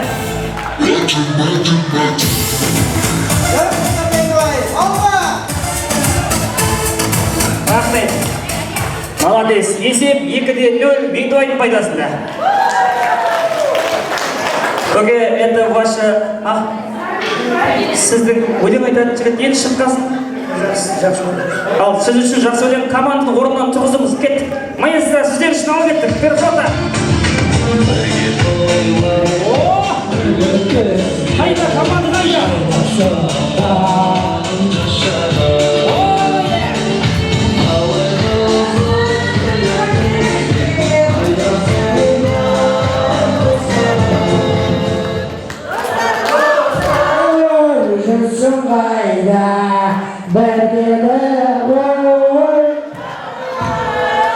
Yes,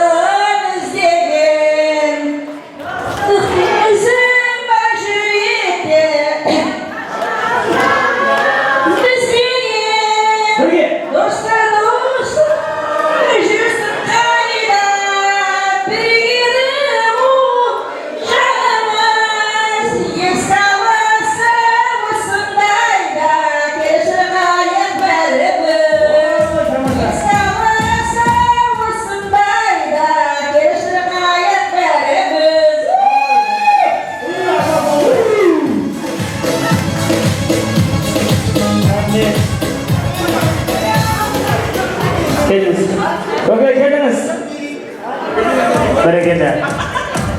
Сол жақ қанатын дайынсыздар ма? Керемет ұйымшыл екендеріңіз көріп тұрып кеттік, до конца көрсетіп тастайық. Кеттік. Сіздер үшін кеттік, сол жақ қанатын.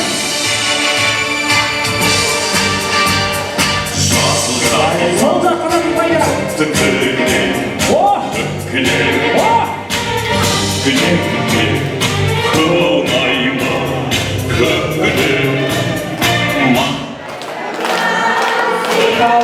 Сол жақ қанатын қайда? Тұрмаймыз ба? Бірге! Бірге! Бірге!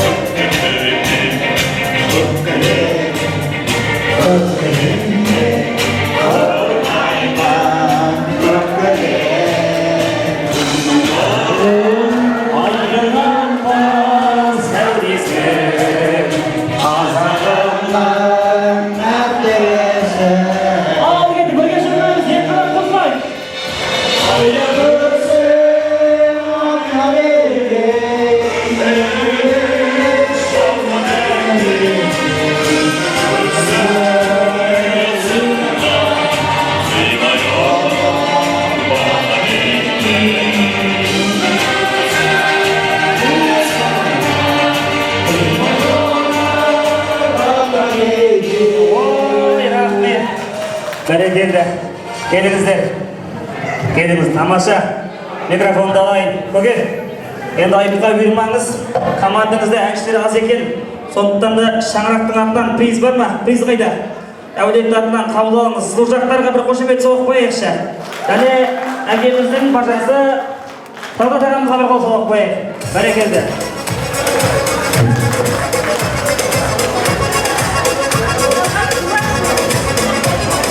Рахмет.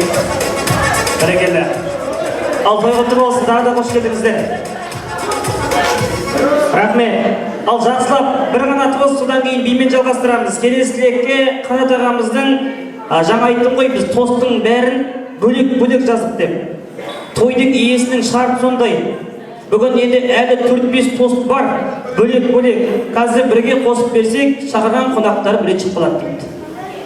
Ал соңында да түсіністікпен қарарсыздар, Қанат ағамыздың бірге туған бауыры мен қарындасы Серік Айгүлгелдің Алматыдан келген Әміржан күйеу баласы және Роза қарындасымен дейді. Ал бір қол соғып қойып, бауырларына әкеміздің қошеметпен той төріне шақырамыз. Келіңіздер. Ал қойшы болып, ағамыздың 60 жасқа келіп жатыр. Көп рахмет. Мынау айтқан тілектің бәрі қабыл болсын. Ал Қанат, ауырма, жастан жасқа шыға бер, айтқан тілектің бәрі қабыл болсын.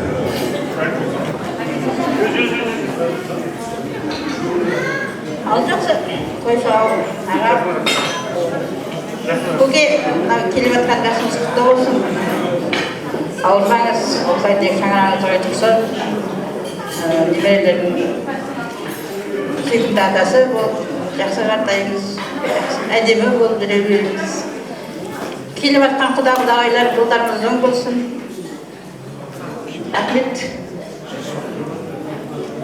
Ұзақ жолды Атырау шаһарынан келіп, құдаңыздың шаруасында, құдаңыздың тойында атсалысып қонақ болып жатқандарыңызға рахмет, құда-құдағайлар. Осындай той тек бәрі шаңырақта болсын, тек жарқылық болсын, той көп болсын. Әшейінде 30 жылдың ішінде бірінші мен сөйлеймін, сосын Роза сөйлейді ғой, яғни еркек бастайды, әйел адам, бірақ өз елінде, өз топырағында Роза бастасын.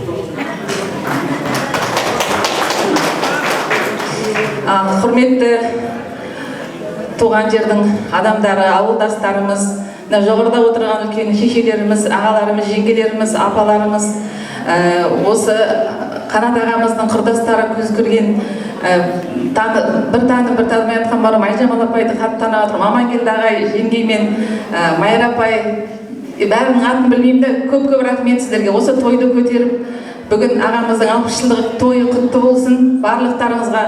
Одан кейін алдымен келген жаңа жылымыз бәрімізге құтты болсын. Осы жаңа жылда тек қана осындай тойда кездесейік, жақсылық көп болсын деймін. Мына құдағайлар Алматыдан келген сіздерге үлкен рахмет. Сарапа, аман отырыңыз, төрде осы батаңызды беріп, аман есен осы біздің дәулетіміздің ең үлкен апамыз, жеңгеміз болып қалдыңыз. Сізге үлкен рахмет. Балдарыңызбен осы тойда ғана жүре беріңіз, 100 жасаңыз, денсаулығыңыз мықты болсын. Зиба апа, сізге де үлкен рахмет. Оралдан балдарыңызбен құдашыларға, құда балдарға көп рахмет. Алыстан келіп жездеміз деп, ақ жездеміз деп тілек айтып жатыр. Сіздерге үлкен рахмет. Зиба апа, денсаулығыңыз мықты болсын. Ортасында жүре беріңіз балдарыңыздың аман есен. Нарынқұлдан келген құдамыз бар. Ақын құдамыз өзіміздің. Сізге үлкен рахмет, Құдайберді құда. Ағамыз, үлкен рахмет сізге. Ағаларымыз, Бейбіт ағамыз, Роза жеңгеміз келіп отыр, Клара апай, Зәуреш апайымыз. Сіздерге де үлкен рахмет. Сәбит ағамыз, Ләззат жеңгемізге. Мына осы жерде және жеңгемізбен Қанат ағамыздың ауылдас, жақын араласатын. Сіздерге де үлкен рахмет. Уақыттарыңызды бөліп, бүгін мына көңілді тойымызды көңілді қылып атқандарыңызға үлкен рахмет. Бөле апаларымыз отырмын, сіздерге де үлкен рахмет. Денсаулықтарыңыз мықты болсын дейміз. Ал жеңеше Қанат аға, қақа деймін мен. Жасың құтты болсын, осы бірінші келген. Бағана бір көргенде жасап кеткендей болдың, шашың қап-қара болып, 60-қа келген жасап кеткен сияқтысың. Денсаулық мықты болсын, ең бастысы сол, ең тілегіміз сол. Мынау әйтеуір сенің денсаулық болсын, жұмыс істеп жатырмыз бәріміз. Телефоннан бір звонок болса, әйтеуір тыныштық болса екен деп тілеп отырамыз. Денсаулық мықты болсын ең бастысы. Бүгін мына бабушка тағы вообще күшті жасарып кеткен сияқтысың да. Бірінші бабушка тапты. Жеңгемізге үлкен рахмет, жеңешеміздің арқасы осы ағамыз аман есен балдарының орнында отырғанынан. Енді кішкене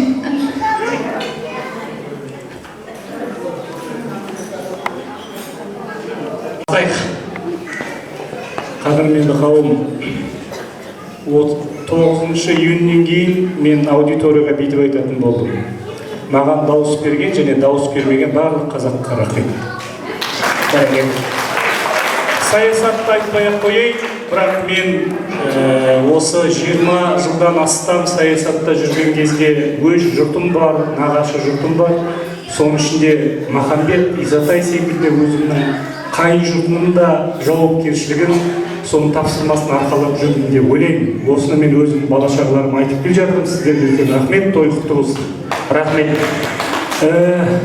Бүгін Қанат қайнағамның достары, үлкендері сөйлеп жатқанда менің көз алдыма әкем келді. Менің әкем өкінішке орай 60 жасқа кете алмай жүректен қайтты. 59 жасында. Мен ішімнен ойлап отырмын, өмірде бәрі салыстырмалы.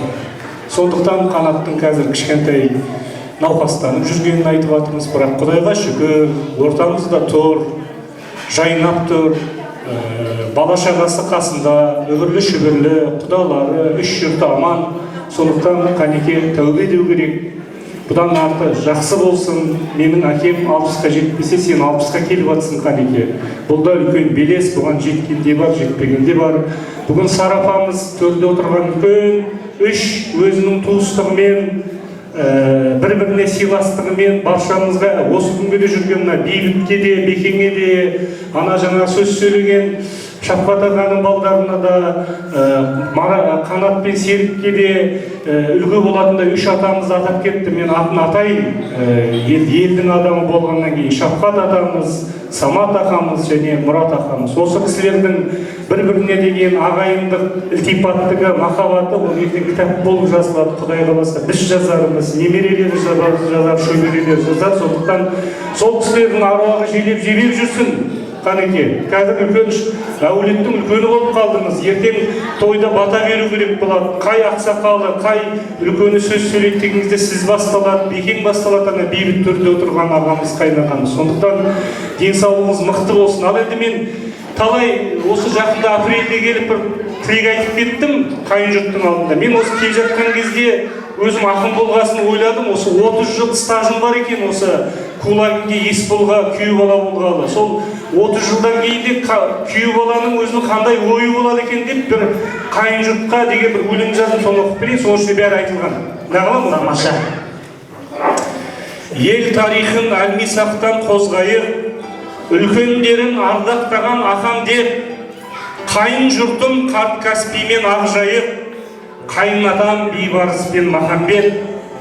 Күйеулерді жамандыққа қимаған, төсін тартып дастарханын жайғандар, пайғамбарда күйеу баланы сыйлаған, олай болса әр қайнаға пайғамбар.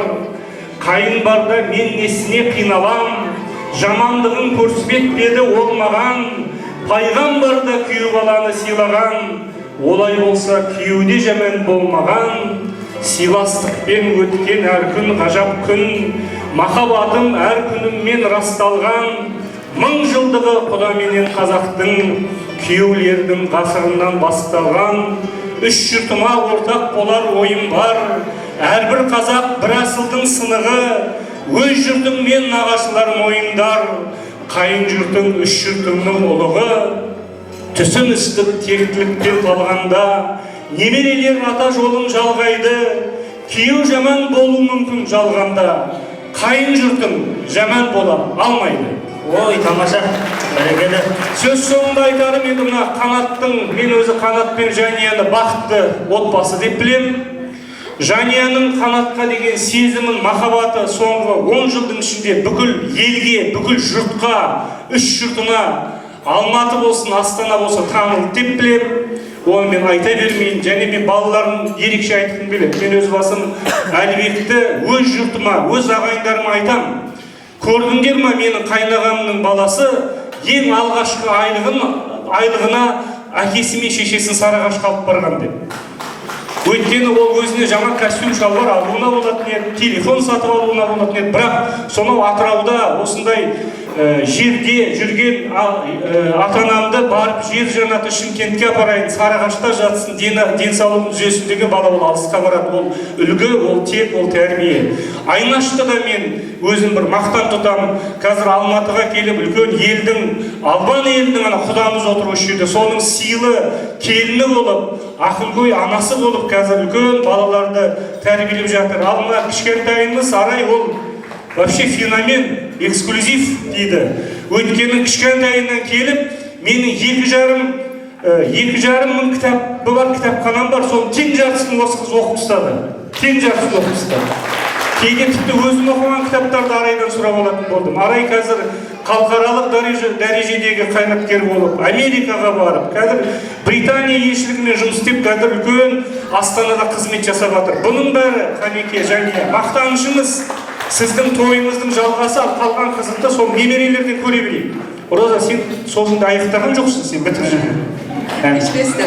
Бүгін ағамыз үлкен кісі, ел ағасы болып жатыр, жаңа жақсы үлкен шапан киесің, енді үлкендіктің келгені осы шапан жабамыз үстіңе. Ал апамыз қалды ғой, апамды сәлем айтып жатыр, соғыстың атынан, біздің балдарымыздың атынан видео жазған, енді сосын көрсетіп құттықтап жатыр, үлкен сәлем айтып жатыр. Соны мені сыйлықты қабыл алыңыз. Тамаша, рахмет. Ал қолжаға айтағай.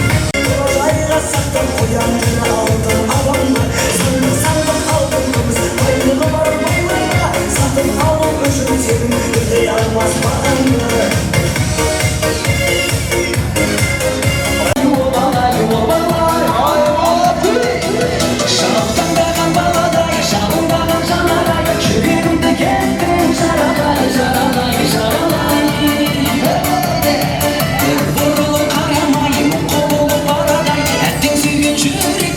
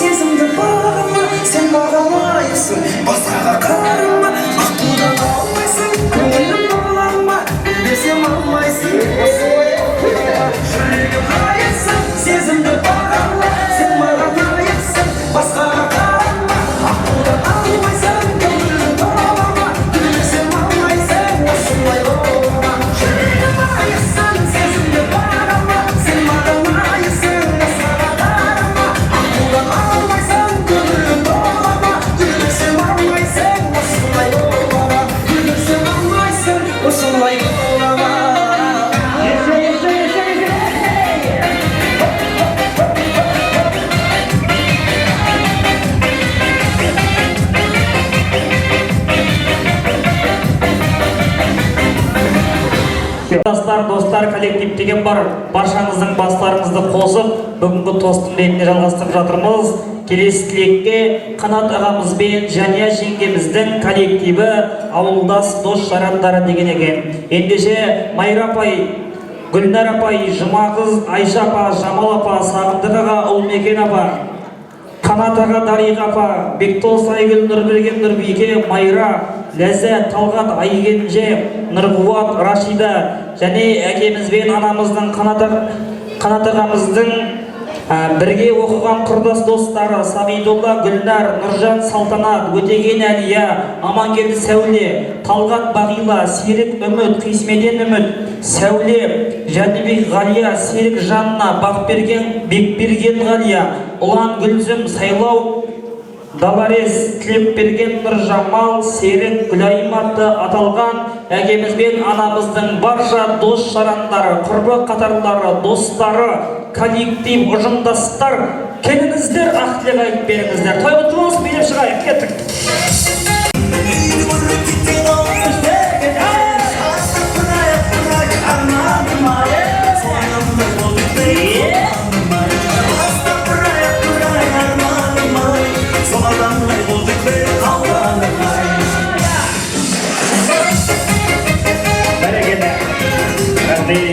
Ал енді, құрметті қонақтар, бүгін енді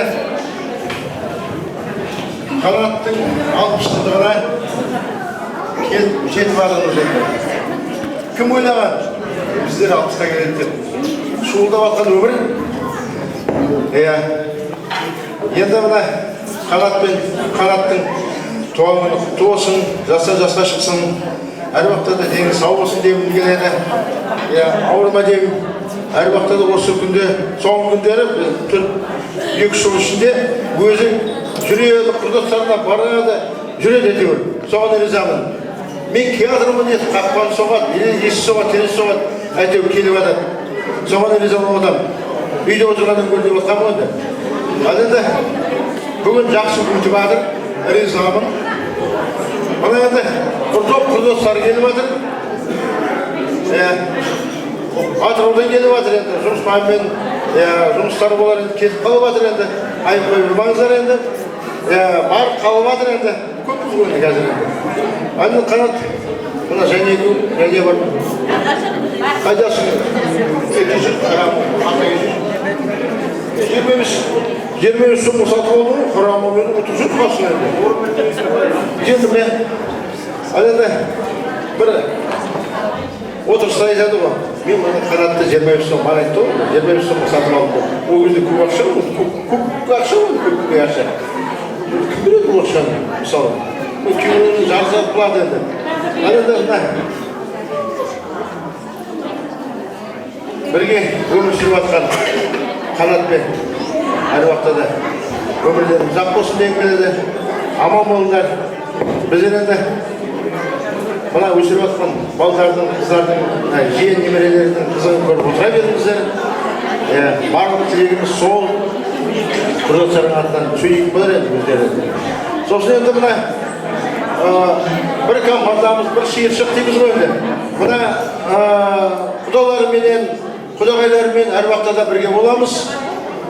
Өте бір жақсы адамдар. Әр уақытта да қайда барсақ та қонаққа шақырады. Келіңдер біздің ауылға деп бір ыңғайы келмей жатыр, барармыз енді. Соны бірге көріңдер дегім келеді. Әр уақытта да орындарыңыз төл болсын. Барлық қуаныш осы отырған столдың басында отырған ағайын тумалардың осында қуаныш бола берсін дегім келеді. Тілегім осы. Рахмет көп. Амин, рахмет. Жалғастырайық. Қысқа, тәтті, сәттілік болса. Бүгінгі жыбар жатқан 60 жасың құтты болсын. Саған денсаулық тілейміз енді. Ауырмаса қана 60-тан кейін тәуір болып кет. Және екеуің енді мына бала-шағаның қызықтарын көріп, аман есен отыра беріңдер. Жиын көбейсін, немере көбейсін. Тойға келген барша қауым, мына жаңарықтарыңыз құтты болсын. Бәріңіздің де шаңырақтарында той болсын. Аман да сауықта жолығайық.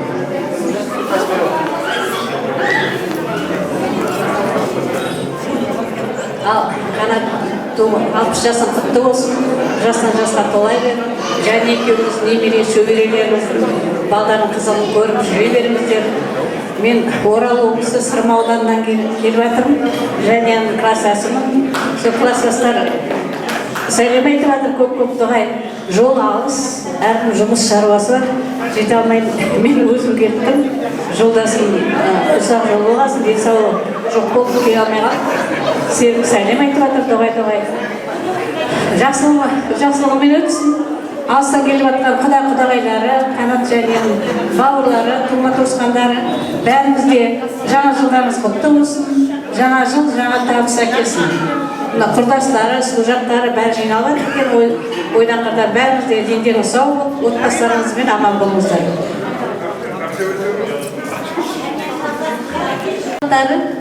Барлығымыз осы тойға қош келдік. Қанат бүгінгі 60 жас мерей тойы құтты болсын. Енді осы тойда үлкендер, құда-құдағайлар, осы әулет үлкендері жақсы тілек айтып, тілеп жатырмыз, соның бәрі қабыл болсын. Енді отырған орындарыңыз әр уақытта төр болсын. Енді Қанат пен және осы дастарханға барлық достарын жинап, жақсы тілекті тыңдап жатсыздар, соның бәрі қабыл болсын деймін.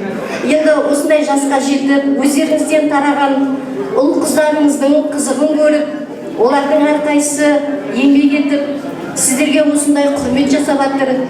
Сондықтан ұл қыздарыңызға да үлкен рахмет айтамыз. Әрдайым сіздердің алдарыңызда осындай қуанышты күндеріңіз көп болсын. Немере жиендердің қызығына бөленіп жүре беріңіздер. Нұржан жұмыстан келе алмай қалды, мен өзім келдім. Әмин, рахмет. Ал бір қорытындылайтын тілек болса. Құрметті қонақтар, қош келіп жатсыздар. Бүгін енді көзді ашып жұмғанша 60-қа да келіп қалған екенбіз. Біздер мына салтанат бар, Амангелді бар, Қанат, жаңа Сағидолар, таза, Айжамал, таза, таза класстастарымыз. Бір жылдан 10 жылға дейін бір оқып жүрген. Бөлініп жатыр, мыналар бөлінбеңдер деп жатыр, мен бөлініп жатырмын. Енді жасың құтты болсын, деніңе саулық тілеймін. Қанат менің әрі қайным. Енді дендеріңе саулық, тек жаңа жыл құтты болсын деймін. Құрдастар бәріңізге де. Тек бақытты ата әже болып отыра беріңіздер. Майра бар. Жалғастырайық. Ал құрметті бүгінгі тойға келіп жатқан алыстан, жақыннан қонақтар, қош келіп жатырсыздар мынау ауылымызға, жалпы елімізге.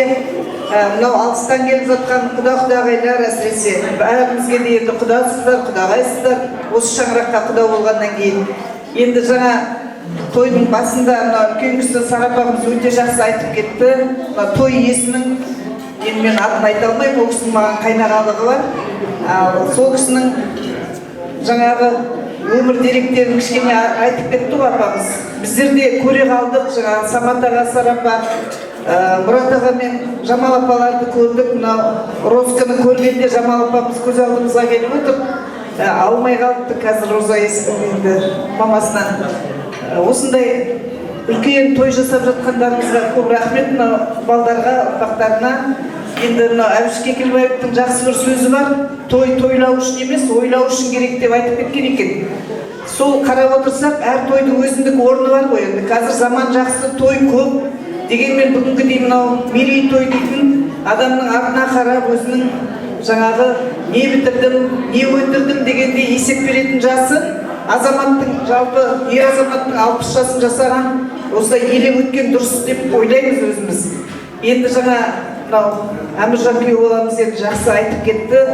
Ұрпақтардың қандай жетістіктерге жетіп жатқан, адам ұрпағымен көріпті деп, біздер сол балдарды оқытқан ұстаздарымыз, осы біздің мектептен оқып тәрбие алды балдардың барлығы. Қазір жақсы бір-бір отбасы болып, енді арайға да жақсы тілек тілеп жатырмыз. Барған жерінен жақсы дейтін баға алып жатыр ғой балдар. Мына Назгүл дейтін, енді осы шаңырақтың келіні, Назгүл Мақсатбекқызы біздің мектебімізде осы бірнеше жылдан бері жақсы есепші қызметін атқарып келе жатыр. Өте жұмысына мұқият, жаңағы білімді, терең білімі бар, сауатты, жақсы есепші. Жалпы біздерде мынау ауданымызда 15 мектеп бар, орта мектеп. Сол мектептердің қазір осы жылдың аяғында қатты қиналып қалған мектептер бар біздің айналамызда, көрші ауылдарда есепші мамандығы жетіспейді, жоқ, айтайын деп тұрған. Ал сонда жаңағы көп мектептерге көмегін тигізіп, сондай қиналып жатқан жерлерге қол ұшын беріп жатады, жаңағы көбі сұрап, консультация алып жатады.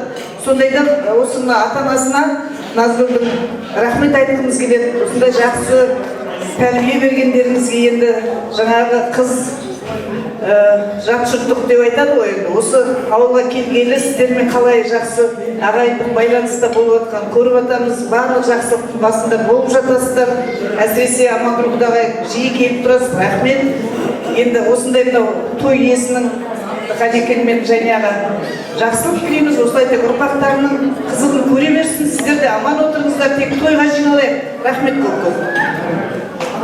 Менде бүгінгі үлкен Мерей Той иесі, той қонақтары, баршамызға да бүгінгі тойымыз құтты болсын. Тойын өзіміздікі деп жатырмыз. Әрі мынау алпыстар, әрі мынау өзіміздің ағайынымыз, көршіміз бір шарбақта тұрды. Нахан Аханмен, Жания, Мұрат Аханмен, Жамал Аханмен бір ауылып жатқан болар. Үлкендер келіп жатыр, алыстан құдалар келіп жатыр, Абыржамен Роза келіп жатыр.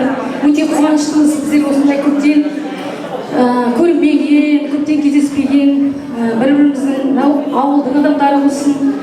Роза мен Абыржанды да көптен көріп, біздер өте қуанып жатырмыз тойдың есесіне. Құтты болсын той. Ал енді той-тойға болсын, жаңа жақсы-жақсы әңгімелерді көпшілік айтты, бәріне де құлақтар болып отырмыз, өте ризамыз. Ұрпақтарыңыз сіздердің өсе берсін. Ханақа бүгін енді 60 дейтін өзі бір жездеміз айтып еді, біздің алда 60 өтті, сол өзде 60 дейтін өзі 10 шығып қалды ғой деп. Сондай бұл енді әлі бір бала сияқтысын, дегенмен 60 дейтін асқар таудай балаларыңыз өсіп өніп, өркендеп, сізді осындай дәрежеге жеткізіп жатырсыз. Соған үлесі бар, кішкентай бір мини 0,1% Жанияның. Біз енді Жанияның бағы бар әйел деп есептедік біздер. Өйткені Қанат дейтін кластасымыз өте күшті оқыды мектепте. Оқымыстылардың біреуі болып, біздің кластың өзі жалпы сабаққа өте мықты болды. Соның ішінде Қанат жаңағы математика, барлық пәнді ол бірінші орындап, біздер содан жаңағы үлгі алдық, көшірдік деген сияқты. Ал енді осыны білімдерін бәрін өте пайдаланды, Алматыға шейін оқып, өзі барып оқыды ол. Сол строительныйды бітіріп, көптеген жаңағы өзінің еңбек жолдарын еселі атқарды. Оған көзіміз толы жетті де, енді жақсы жалпы енді қыттай шегінейін, мектепте оқып жүрген кезде мынау біз Колагина орта мектеп дейтін кішкентай бір мектеп болып бастапқы кезімізде, сосын бар 10 жылдық мектепке ауыстырылдық 9-10-да. Сол кезде мына совет, қазіргі сетсовет әкімшілік дейді ғой, соның қасындағы кішкентай мектеп болып, сол мектептің дәл қасында мына Қанаттың үйі болып, қасында Досжан Мақсат деген жігіт болып, марқұм екеуі көршіп тұрып, біздің класстың балдары өте сондай тәртіпті, ұяң, жуас, жайлы болды. Сосын бір тентек балдар бір-біріне ілінісіп жатады ғой, сол кезде Қанатты бір іліп қалғанда, бір балдар Қанат үйіне қарай жүгіріп баратыр, Мақсат екеуі. Онда да бесартты айтпайды, көтемді жеш деп айтады. Сонда айтқан боғауыздың түрі ғой. Енді сондай бір ауылдың жаңағы балдарында, соның ішінде біздің сыныптың балдарында, соның ішінде Қанат пен жаңағы басқа балдарда да осындай бір сондай бір ұяңдық, тәртіп болып адамдардың бір-біріне деген бір үйдегі бір тәрбиенің шеті көрініп тұрды сондай жерлерде. Енді одан кейін енді армиядан келгеннен кейін мынау армиядан біздер көпшілігіміз енді 90 жылдарда мынау Гурьев педагогикалық институт дейді. Соған біздер Тоғжан, Салтанат, Мұстахима, мен бәріміз негізгі сонда оқыдық. Сосын бәріміз жаңа армиядан келіп жатқан балалардың барлығын неге общежитиеға қабылдап кіргізіп аламыз. Бәріміз солардың армиядан келетін жуамыз. Сосын сол бөлмеде жоғары орын қалаға бөліп береміз. Өзіміз төмен орында 2-ден бірігіп, 3-тен бірігіп жаңағы вечеріміз жасап, сол жерден бастап кетеміз. Сондай бір уақыттар өзі сәтімен, ретімен, әдемі өтіп жатты. Соның барлығы енді есесіне беріп жатыр. Осындай жасқа келіп жатсың, енді денсаулығыңды түзеп, алғаның шүкіршілік етіп, әрдайымда осындай ағайын тұманың арасында қалқып жүре бер. Денсаулық болсын, рахмет. Рахмет көп. Ал енді қадірменді қонақтар, бүгін енді қанат және бұл дастархан жайып құрметте құрдастарымды, құдаларымды шақырдасың, мұндағырақ жатсын, жастар жетсін, алашағым, қызым бол, қайдан тек аман болсын, сыйласың, жақсы болсын. Осында тек тойда қуаныштан келсек деген келеді. Балдарым, қызым бол, аттап сөз айтпадым. Кезінде оқыған жоқ, коридорда оқыдым, сонда деген сөз айтпадым. Рахмет. Бәрекелді. Енді құрметті тойшы қауым, баршамызды қош келіп жатыр. Құтты қонақ болайық. Енді құрметті Қанат аға, және жеңгей, бүгінгі тойларыңыз құтты болсын. Қанаттағы мерей тойыңыз құтты болсын. Жастан жасқа шыға беріңіз. Бірінші байлық денсаулық, еліңіз сау болсын. Немере жиендеріңіздің қызығын көріп, 100 жасаңыз дейміз, не етеміз енді. Барша тойшы қауым, мына келіп жатқан жаңа жылыңыз құтты болсын. Әрдайымда бейнетіміз осындай той болсын. Тойдан тойға есте берейік, жүре берейік. Рахмет. Ассалаумағалейкум, көпшілік. Барлықтарыңызға да жаңа жылдарыңыз. Қанеке келіп жатқан жасыңыз құтты болсын. 100 жасаңыз. Мына көрінген ұрпақтарыңыздың қызығын көріп, және екеуіңіз ұзақ ғұмыр жасай беріңіздер. Барлықтарыңыздың үйлеріңізде тек қана осындай той болсын. Саушылықта кездесейік. Рахмет. Құрмет соғып, қошемет көрсетіп отырайық. Абзал Шаңырақтың жиен немересі. Кеттік.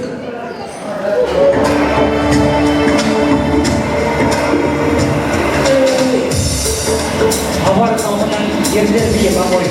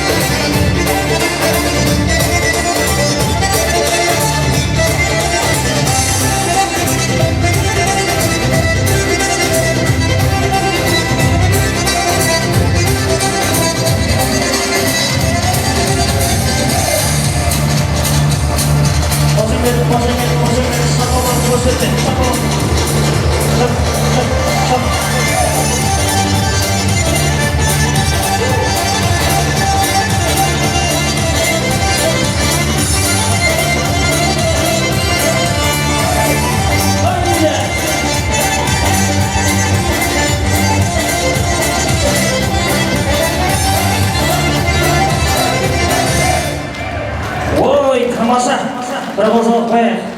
Шаңырақтың немере жиені. Ала қой. Шаңырақтың немере жиені Ақжол деген азамат бар. Қабылдаңыздар. Сонау Алматы шаһарынан керемет ән бар оқып келген. Қабылдаңыздар. Той құтыласын.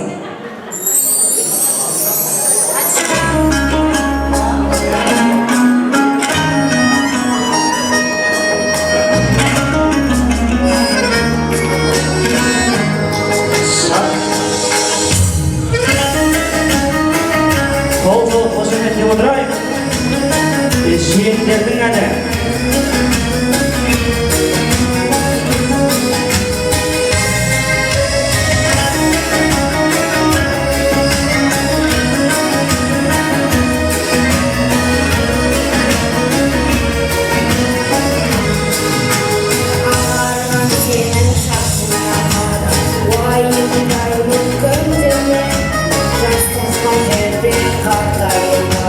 Мен осы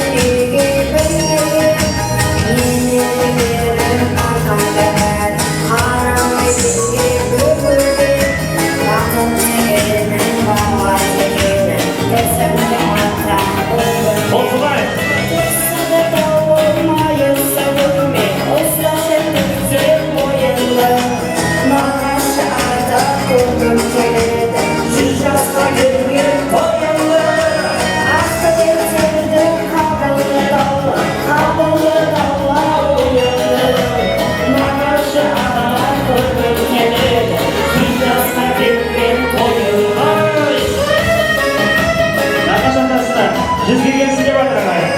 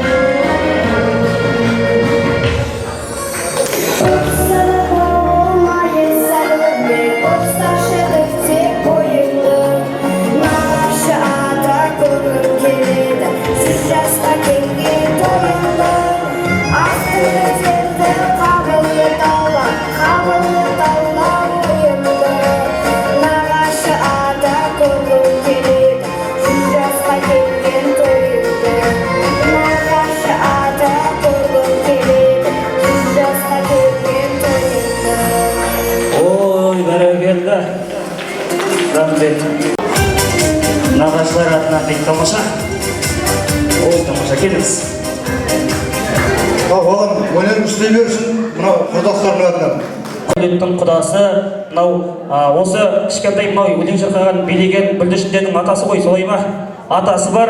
Келіңіз көке, той төріне шақырайын, ұл-қыздармен, ұрпағымен шақырам дейін, келіңіздер. Той қонақтары. Біз бағана айттық қой, Райымбек ауданынан Мұқағалидың елінен, жерінен келдік. 2005 жылы осы қанатқа бірінші рет құда болып келдік, бағана да айттық. Содан көкөріп көк дөдік құдай тауға осындай дәрежеге жеттік. Енді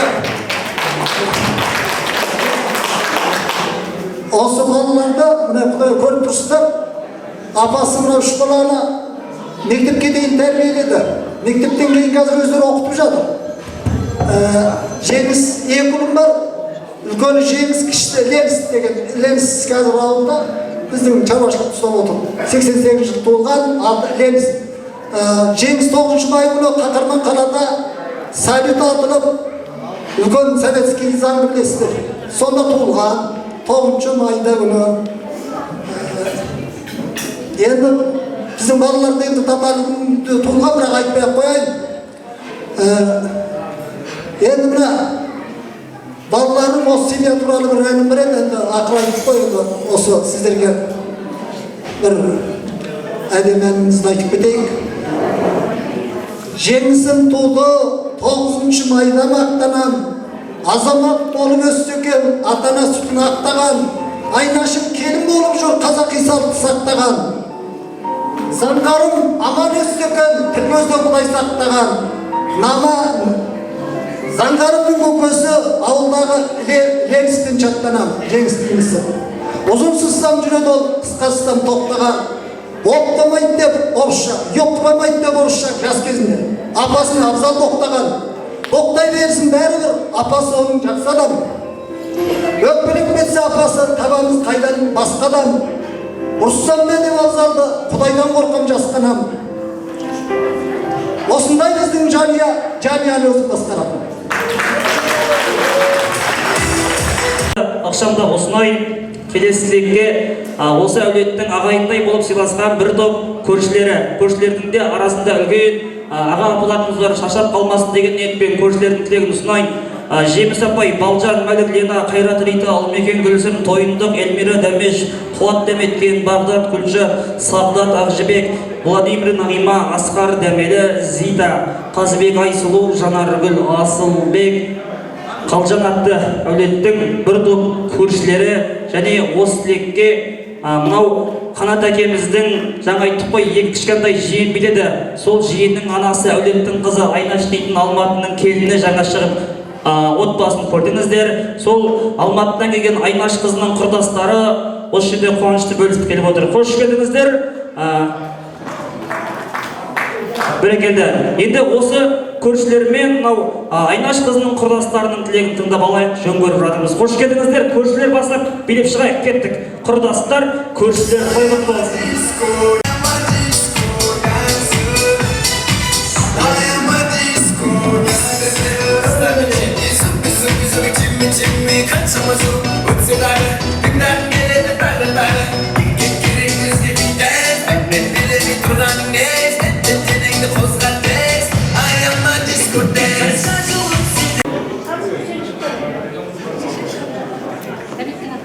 Құрметті қонақтар, бүгін әміршілі істеріне келді.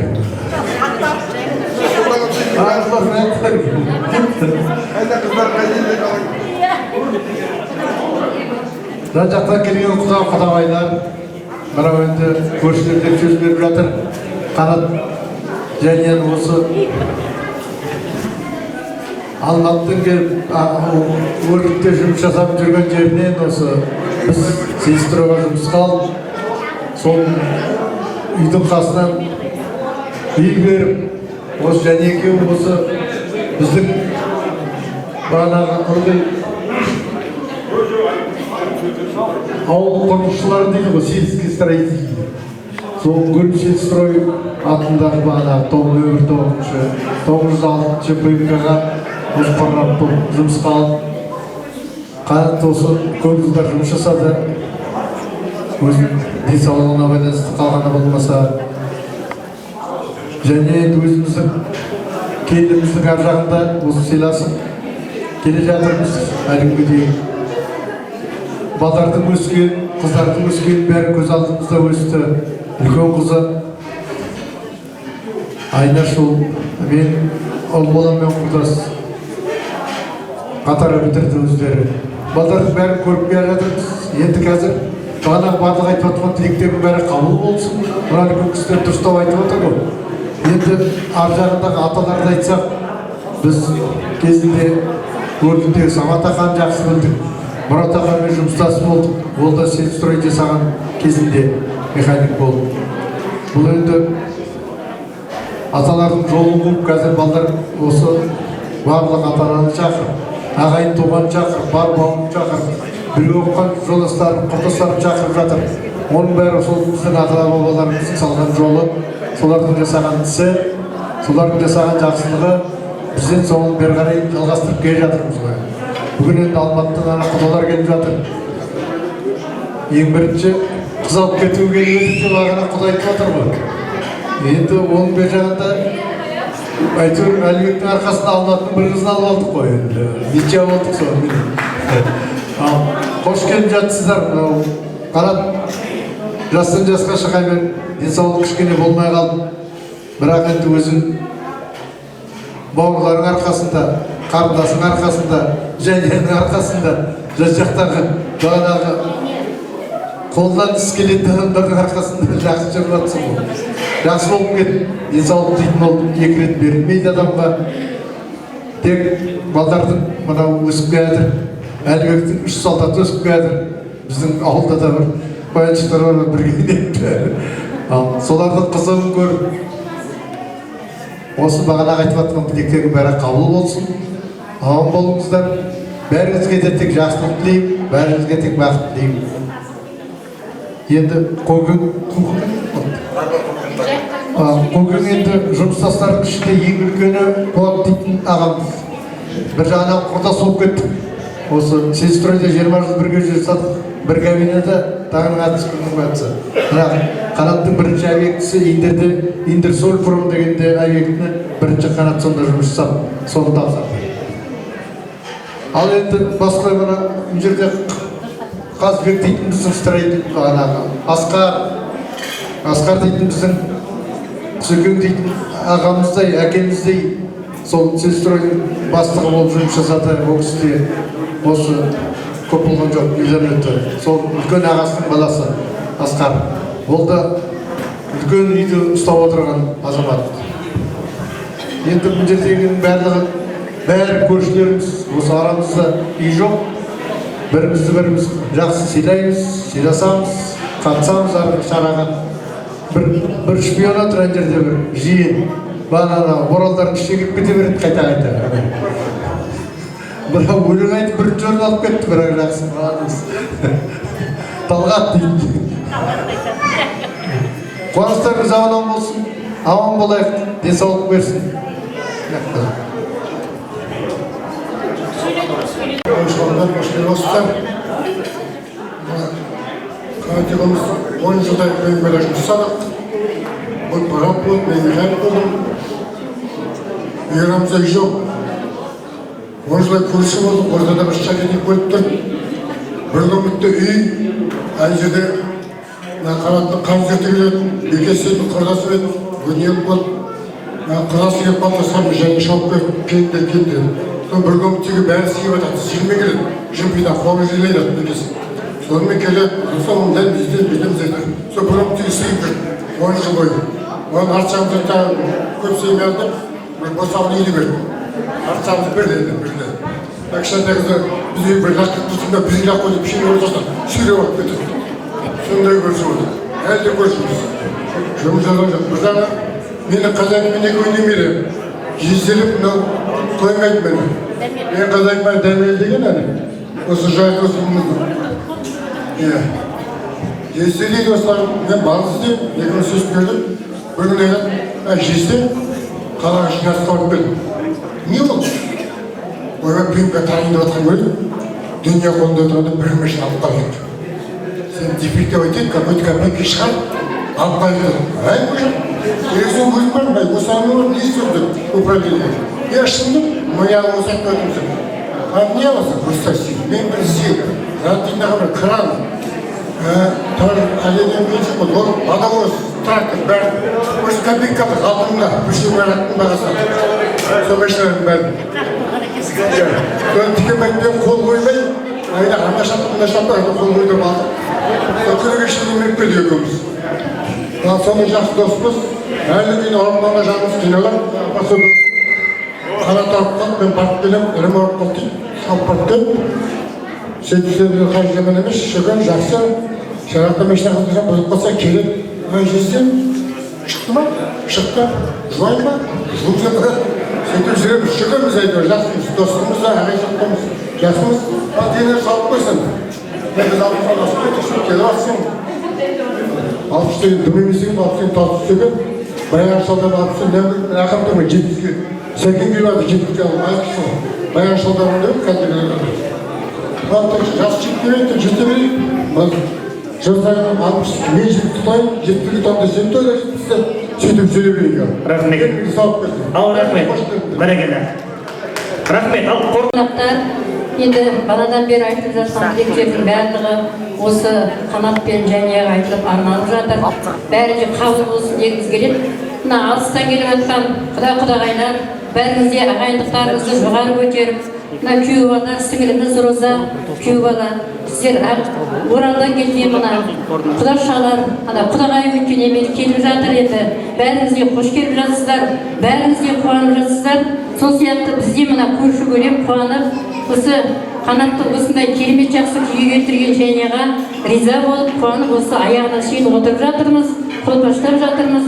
Енді Қанат айналайын жасың құтты болсын, денің сау болсын. Енді және бұл көптің адамы, бүкіл құлагенді ағайын болады, жайықтарға келін бола біледі. Алыстан жақыннан ағайынды жинап жатыр жанына, танымайтын адамдарымыз да келіп, бұл әулеттің шаңырағында келіп қонақ болып жатыр. Осы және сенің танымайтын адамың жоқ деп кейде айтып та жатамыз. Осы және өзінің көпшіл қасиетінің арқасында бүгін мына той өте жақсы өтіп жатыр, өз дәрежесінде өтіп жатыр деп есептейміз. Сондықтан да мына тойларыңыз құтты болсын. барлық мына мектептер әулетіне, бесәліктер әулетіне тойларыңыз құтты болсын, үлкеніңіздер аман отырыңыздар, қызықтарыңыз таусылмасын дегіміз келеді.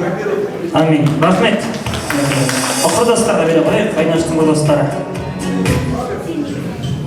Ал ассалаумағалейкум тойшылау. Бүгін ағамыздың 60 жылдығына қош келдіңіздер.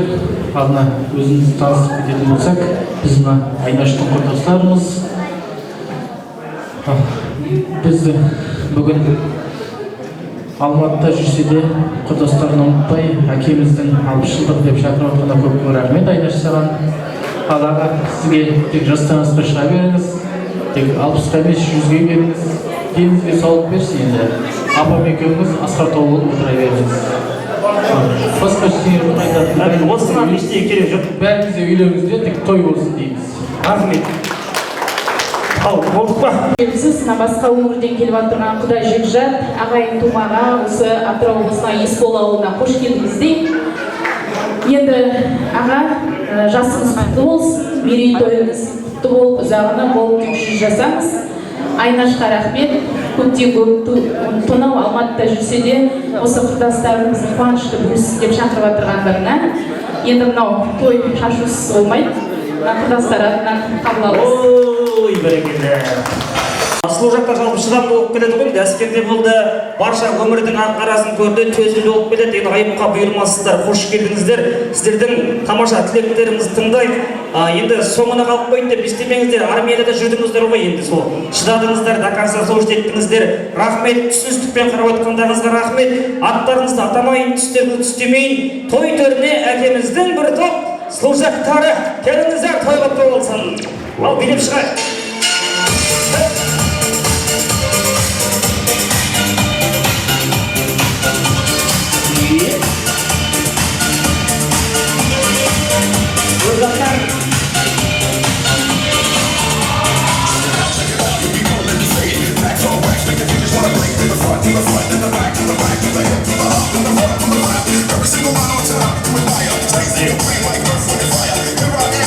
Келіңіздер, қош келдіңіздер.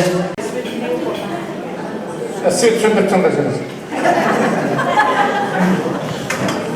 Ал енді біріншіден мынау қанаттың бауырлары, ағайын тума жолдастары, біздің бәріміздің жаңа жылымыз құтты болсын.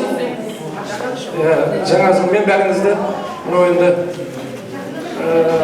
қанат туған күнім деп және соғып телефондарыңызды алып маған тапсырып служактарына көргісі келеді деп звондағасын, мен Ақтөбедегі служактарыма звондап, содан қолы босағандар келіп жатыр. Тобылтай мен Мейрамбек келе алмай жатыр жұмыс жағдайымен.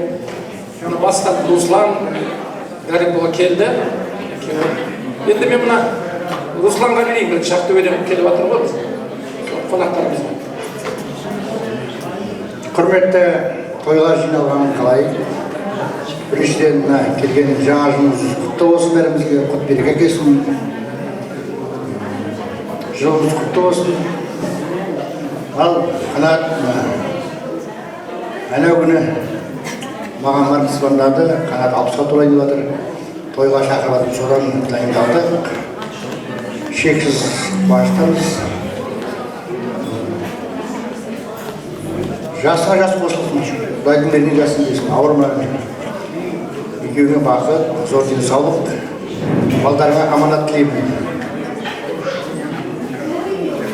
Осылай той тойлап жүре берейік.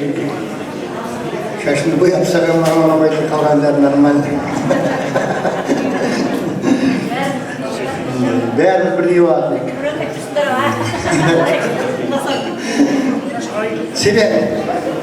Сен телефон алмасаң да келіншегің алдысылар танысып, келістік, бәрі қатықтар. Осылай шаршағымыз той болсын. Бір топ құрдастармен танысып атымыз. Сенің кластастарымен барып, стақанымызды соғыстып, қуанышымызды бөлісіп атымыз. Осылай аман-сау қуаныштан қуанышқа жете берейік. Бәрімізге бақыт, зор денсаулық, асық ашпан, бақыт тілеймін бәріңе. Қайдар ака. Assalamualaikum құрметті ағалар. Қанатжан туған күнің құтты болсын. Юбилей. Вообще непонятное слово такое, да? Но оно нам очень нравится, честное слово, да? Мен өзім Ақтөбе облыс, Мартак ауданы. Қанатпен біз бірге 79-шы жыл Ригада болды. Межпартийный самоволкаде. Бізде бір көлік болды, постоянно келеді. Қанатжан, құтты болсын туған жыл. Денсаулық. Балдарына, немере, шөбере ертең болады, как говорится, да? Здоровье, брат. Я рад, честное слово. Рахмет саған. Рахмет.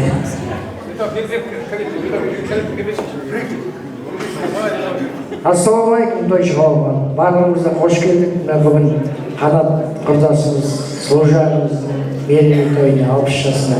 Біздер Қанатпен тұнау 79 жылы Балтық өңірінде Рига деген қалада танысып, жастық шағымызды бірге өткіздік. Осы 2 жыл службада содан бері қарым-қатынастамыз. Ал бүгін 60 жасына шақырып бәрімізді ойдан қырдан алыстан жақыннан келіп жатырмыз. Ал Қанат және 60 жастардың құтты болсын. Мерейлі жасай беріңіздер, өсе беріңіздер, өне беріңіздер. Жаңа естіп жатырмын, немере шөбере сүйіп ортасында ақсақалды ата әже болып, солардың қызығын көруге Алла нәсіп етсін. Ал тойшы қауым, жаңа жылымыз құтты болсын, тек жақсылығы мол болсын. Жақсы тойдан басталып жатыр. Ал тойды той қыласыздар. Рахмет. Ал мен осы текке қосыла бәрімізді. Рахмет. Ал енді Қанат, енді жаңадан бері жақсы тілектің бәрі шаңырақ айтылып жатыр ғой. Бұл Алматыдан келіп жатыр, жан жақтан ағайын тумаларың, құдаларың, үй жақтан бәрі келіп жатыр, жиен-жерің келіп жатыр. Бәріне ризамыз. Бүгін келіп, сол жерде әңгімелердің сөздерін бәрін тыңдап жатырмыз ғой. Сондықтан біздер сол тілекке қосылайық деп, сенің көңіліңді көтерейік деп, сол жақта мен жиналып келіп жатырмыз. Сондықтан мен тілектің бәріне қосыламын. Сол үйіңде енді той болсын, қуаныш болсын, жақсылық болсын. Осы енді немереңнің үйленген тойына жиналайық бәріміз, сол жерде жиналып бәріміз кездесейік енді. Мен өзім балықшы кезіндегі балықшы районында Дамба ауылдың баласымын. Есімім Маркус. Анау жаңа сөйлеп жүрген, билеп жүрген жігіт Дүйсен дейтін туған жері Байшөнес ауылы, қазір Атырауда тұрады. Одан кейін Жақсықали дейтін, ол да Байшөнестікі класстастар екеуі, қазір Атырауда тұрады. Сол осындай сүйікті жолдасы Дүйсендікі Сәния, менің үйдегі хозяйкам Фатима дейді. Жақсырайдың жолдасы Гүлбаршы дейді. Русланның Дарияға дейтін жолдасы немересімен күдір келіп атып базар. Қош келдіңіздер. Ал осы тілегіміз енді. Рахмет көптен сіздерге қош келдіңіздер. Мен өзім Ақтөбедемін. Қостанайский границасында тұрамын. Ақтөбе облысы Әйтеке ауданы. Бәрекелді. Қош келдіңіз Атырауға. Ал жақсы енді мына бүгінгі тойшы қауым, баршаңызға қош келдіңіздер. Біздер енді мына айтып жатыр ғой жаңа сол жақтардың келіншектеріміз, бәріміз осы. Кемпір болған жоқпыз әлі. Ал мына осы көпте басымыз қосылып, мына Макстың арқасында біздер кеше осы анада Ақтөбе облысына барып келдік.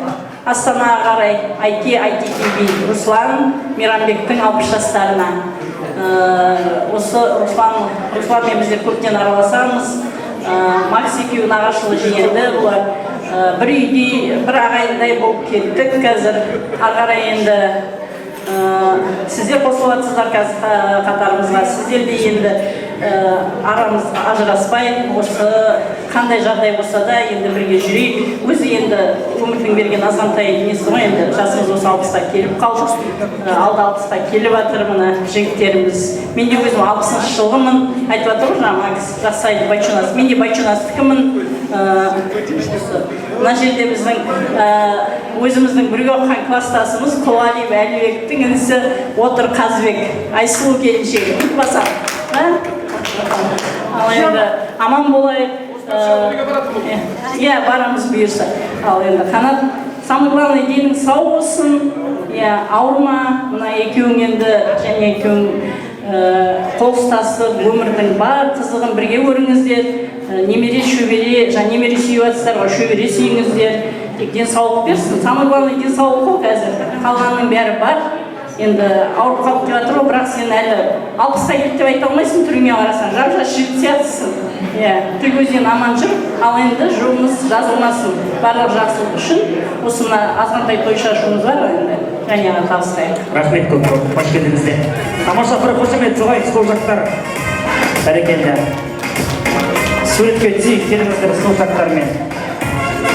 Тамаша. Бәрекелді.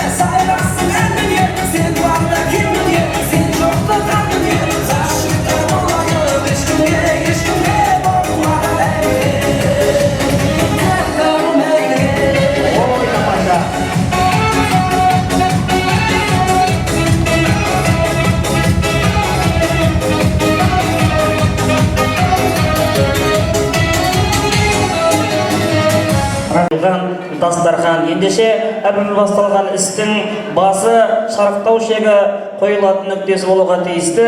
Ағайындар, үлкен кісілер отырған кезде тойымызды үлкендердің, мынау той иелердің тілегімен қорытындылағанды жөн көріп жатырмыз. Ендеше осы Қанат әкеміз бен Жания анамыздың барша бала келіндері, мынау Жеңіс, Айнаш, Әлібек, Назгүл, Асылбек, Айман, Айдос, Әсел, Арай, Ақылбек және немерелері Абзал, Ақжол, Заңғар, Амина, Ермұхан, Алихан, Мейірхан, Аяна, Асылай, Ақжарқын, Әдемі, Ай Сезім, Бек Сұлтан, Ай Ару атты. Осы әулеттің барша бала келіндерін, немере жиендерін той төріне шақырайын, және де әрине Қанат әкем мен Жания анамыз шақырам. Қошеметтеріңіз болсын, келіңіздер, той иелері. Шапалақ соғайық. Келіңіздер.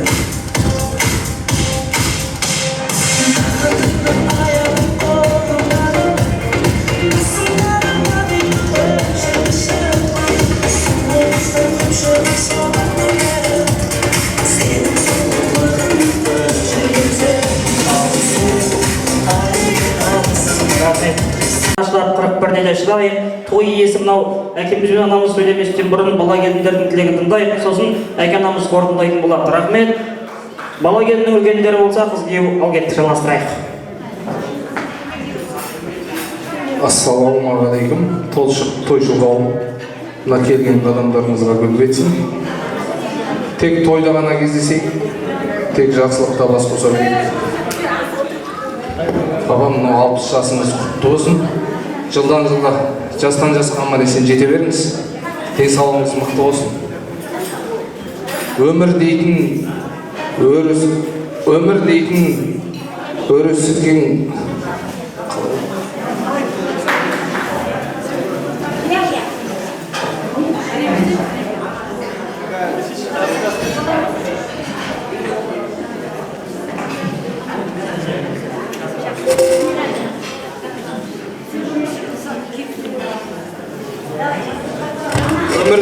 өріспен күресіп алып келе жатқан жансыз үлесін. Енді даңғыл жауға түстің еңбекпен, енді сөзді құлатпайды күресін. Қиындықта қинамайды төбеп кеп, зейнет десін бейнетіңді өтеп кеп. Енді Алла тек денсаулық бұйыртып жүзге келіңіз, шөберелерді жетектеп. 60 жасыңыз құтты болсын. Жастан жасқа аман-есен жете беріңіз. Рахмет, бәрі ақын екен. Ал жалғастырайық. Ал күнге 60 жас мерей тойымыз. Құрметті қонақтар, қош келдіңіздер. Жастарыңызға жете беріңіз. Көрме ұрпақ-қызының немере шөберенің арасында аман-есен отыра беріңіз. Ауырмаңыз. Саулық берсіз. Рахмет, жалғастырайық ал.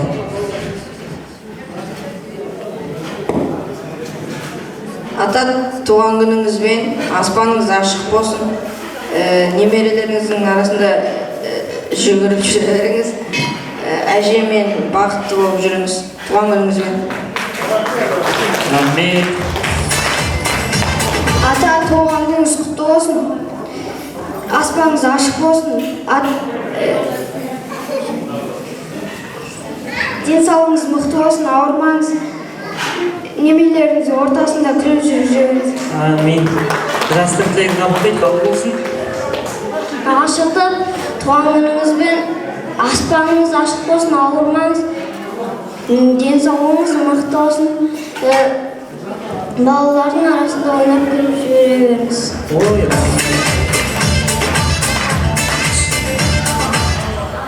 Мен сізге арнайы тақпағымды айтып берейін. Ер жігіттің бір жұрты деп нағашы, еркелеңіз сияқты өз баласы. Сіздер аман болыңыздар, әрқашан анамыздың анасы. Бізден күтер үмітіңіз зор білем. Десіз алды жиендерге жол жүріп. Жаманшылық көрмеші жылында жаратқан берген үшін соңы деп.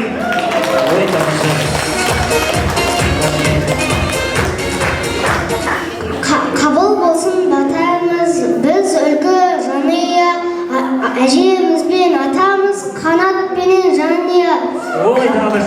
Бізге жүрер қарасып, аталардың атамыз, әжеміз бен жарасып, келді 60-қа атамыз.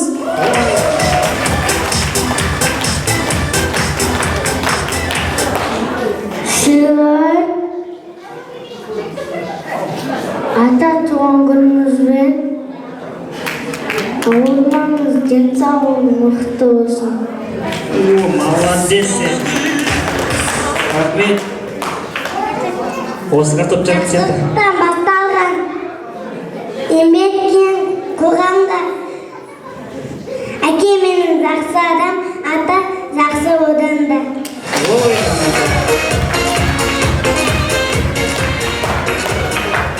Ассалаумағалейкум тойшау. Әкемнің 60 мерей жасына қош келіп жатсыздар. Сізде алтын уақыттарыңызды бөліп келіп жатқандарыңызға көп рахмет. Папа, жасыңыз құтты болсын. Асқартау болып отыра беріңіз арамызда. Мама екеуіңіз бақытты болыңыздар. Немерелеріңіздің қызығын көріңіз. Біздің қызығымызды көріңіз.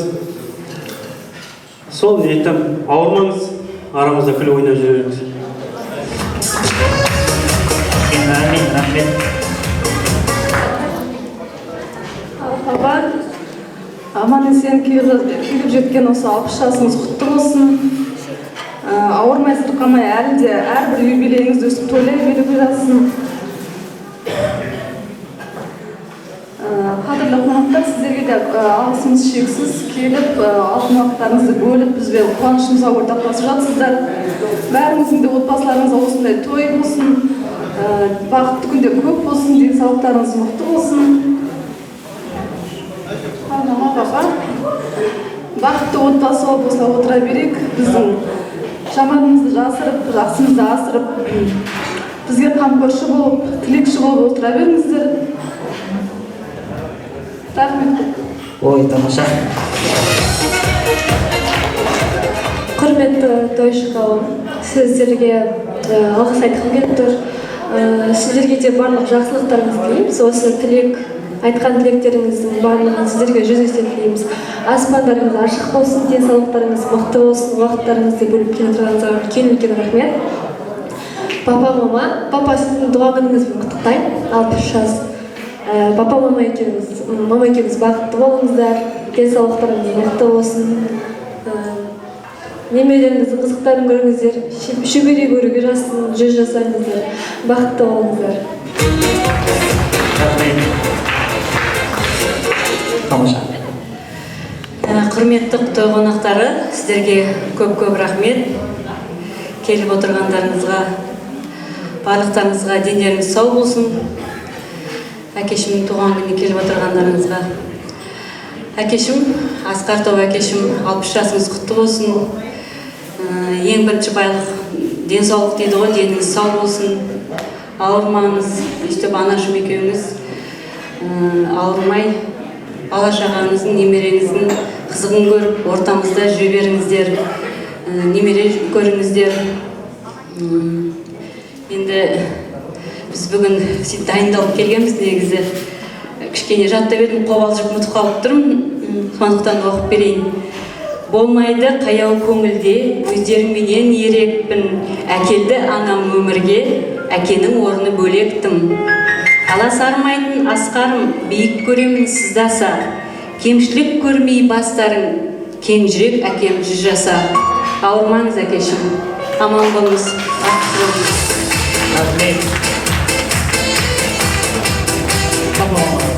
Рахмет. Ал өздеріңіз ағайынға бала келіннің алдында қорытындылап алғыс тілектеріңіз болса, мархабат ағайын сіздердікі. Ал тойға келеткен тойшы қауым, бәріңе де көп рахмет. Алтын уақыттарыңды бөліп, дендеріңе саулық тілеймін бәріңде. Тек бейнеттерің осылай той тойлау болсын. Айтып жатырмын, Алматыдан келген құдағайлар, класстастары, Атыраудан келіп жатыр жаңа. Бәріңде, ауылдан келіп жатқандарды бәрін көрші көлемдерім, қыз күйеулерім, бәріңе де рахмет көп. Дендеріңе саулық беріп, тек осылай бейнеттеріңіз осылай той тойлау болсын. Мына тойхананың қыздарына да рахмет. Жүгіріп бәрін жүгіріп жасап жүргендеріне, мына эстрадының балдарына, тамады жолдасқа жақсы басқарып атқан мына Максимініме рахмет көп. Бейнеттерің тек осылай той тойлау болсын, күндерің берекелі болсын деп тілеймін. Мынау енді Айнаш жақында бір 37 жасқа толып еді. Екеуінің еңбектерін сатусыз ғой, бірақ осы күйеу баламда жүгіріп, осы 60 жаста Айнашпенен жеңіске қарасам өтетін сияқты болады да, Әлібекпен арай қарасам өтпейтін сияқты болып еді. Соған қарағанда енді ақыры жеңіспен Айнаштың еңбегі көп болған болар, еңбектерін Алладан қайтсын. Мынау енді Айнаш осындай болып жарқырап жүре бер. аман есен бол. Тамаша.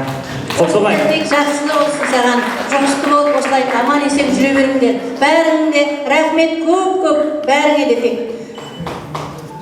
Қыздар, соңына дейін отырғанына, қатарларымызға, компандарымызға бәріне көп рахмет. Билеттеріңіз тек осылай той-тойлау болсын. 60 жаста, 70 жасқа кете берейік бәріміз. Рахмет. Көршіні деп айтады, көршілер ол бөлек айттым ғой, бәріңе де. Мына Қазбекпен Айсұлу сұраймын ғой сендеріне. Кім көршілерден кетіп қайдатқан жоқсын бәлсем Айсұлу той қайдаған мен ол деп. Қанатақаға барам ғой деп. Қанатақасы алтыдан бесіп дайындап еді өткенде Қазбектің тойына. Рахмет бәріңе де көп. Рахмет аға. Құтты болсын қуаныштарыңыз. Мына Асаба Михон інімізге көп рахмет, музыкант ағамызға көп рахметін айтамыз. Рахмет, оғыз жоқ. Қызметі ғой біздің ақшасын берсе тарсын шығарамыз айтеді. Той құтты болсын, ағайын қуаныш құтты болсын. Бір қошемет соғып қой, шаңырақта. Рахмет. Бәрекелді ал, қуаныштарыңыз жағынан болсын, естелікке суретке түсіп олайық. Кел, шаңырақ бол, қара шаңырақ бол.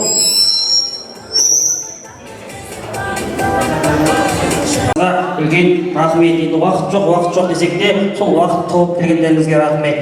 Баршаңызға осындай той жұғысты болсын, әрбір шаңырақта тек қана той болсын деген ниет тілек білдіреміз. Еліміз аман, жұртымыз тыныш болсын. Түнде ұйықтағанда кішкентай осындай бүлдіршіндердің ұйқысы тыныш болсын, күндіз күлкісі тыныш болсын. Бізге осыдан асқан бақыт жоқ. Той құтты болсын деп бір қол соғып қояйық. Қош келдіңіздер. Рахмет. Осы тойда көп болды жақсыларым. Бүгінгі той жақсы өтті деп мен де топшыладым. Қонақтардың тізімін спискті той басында бердіңіздер. Алла жазса, немеренің тойында керек қой деп, көге сізге тапсырамын. Мынау тойдың списігі.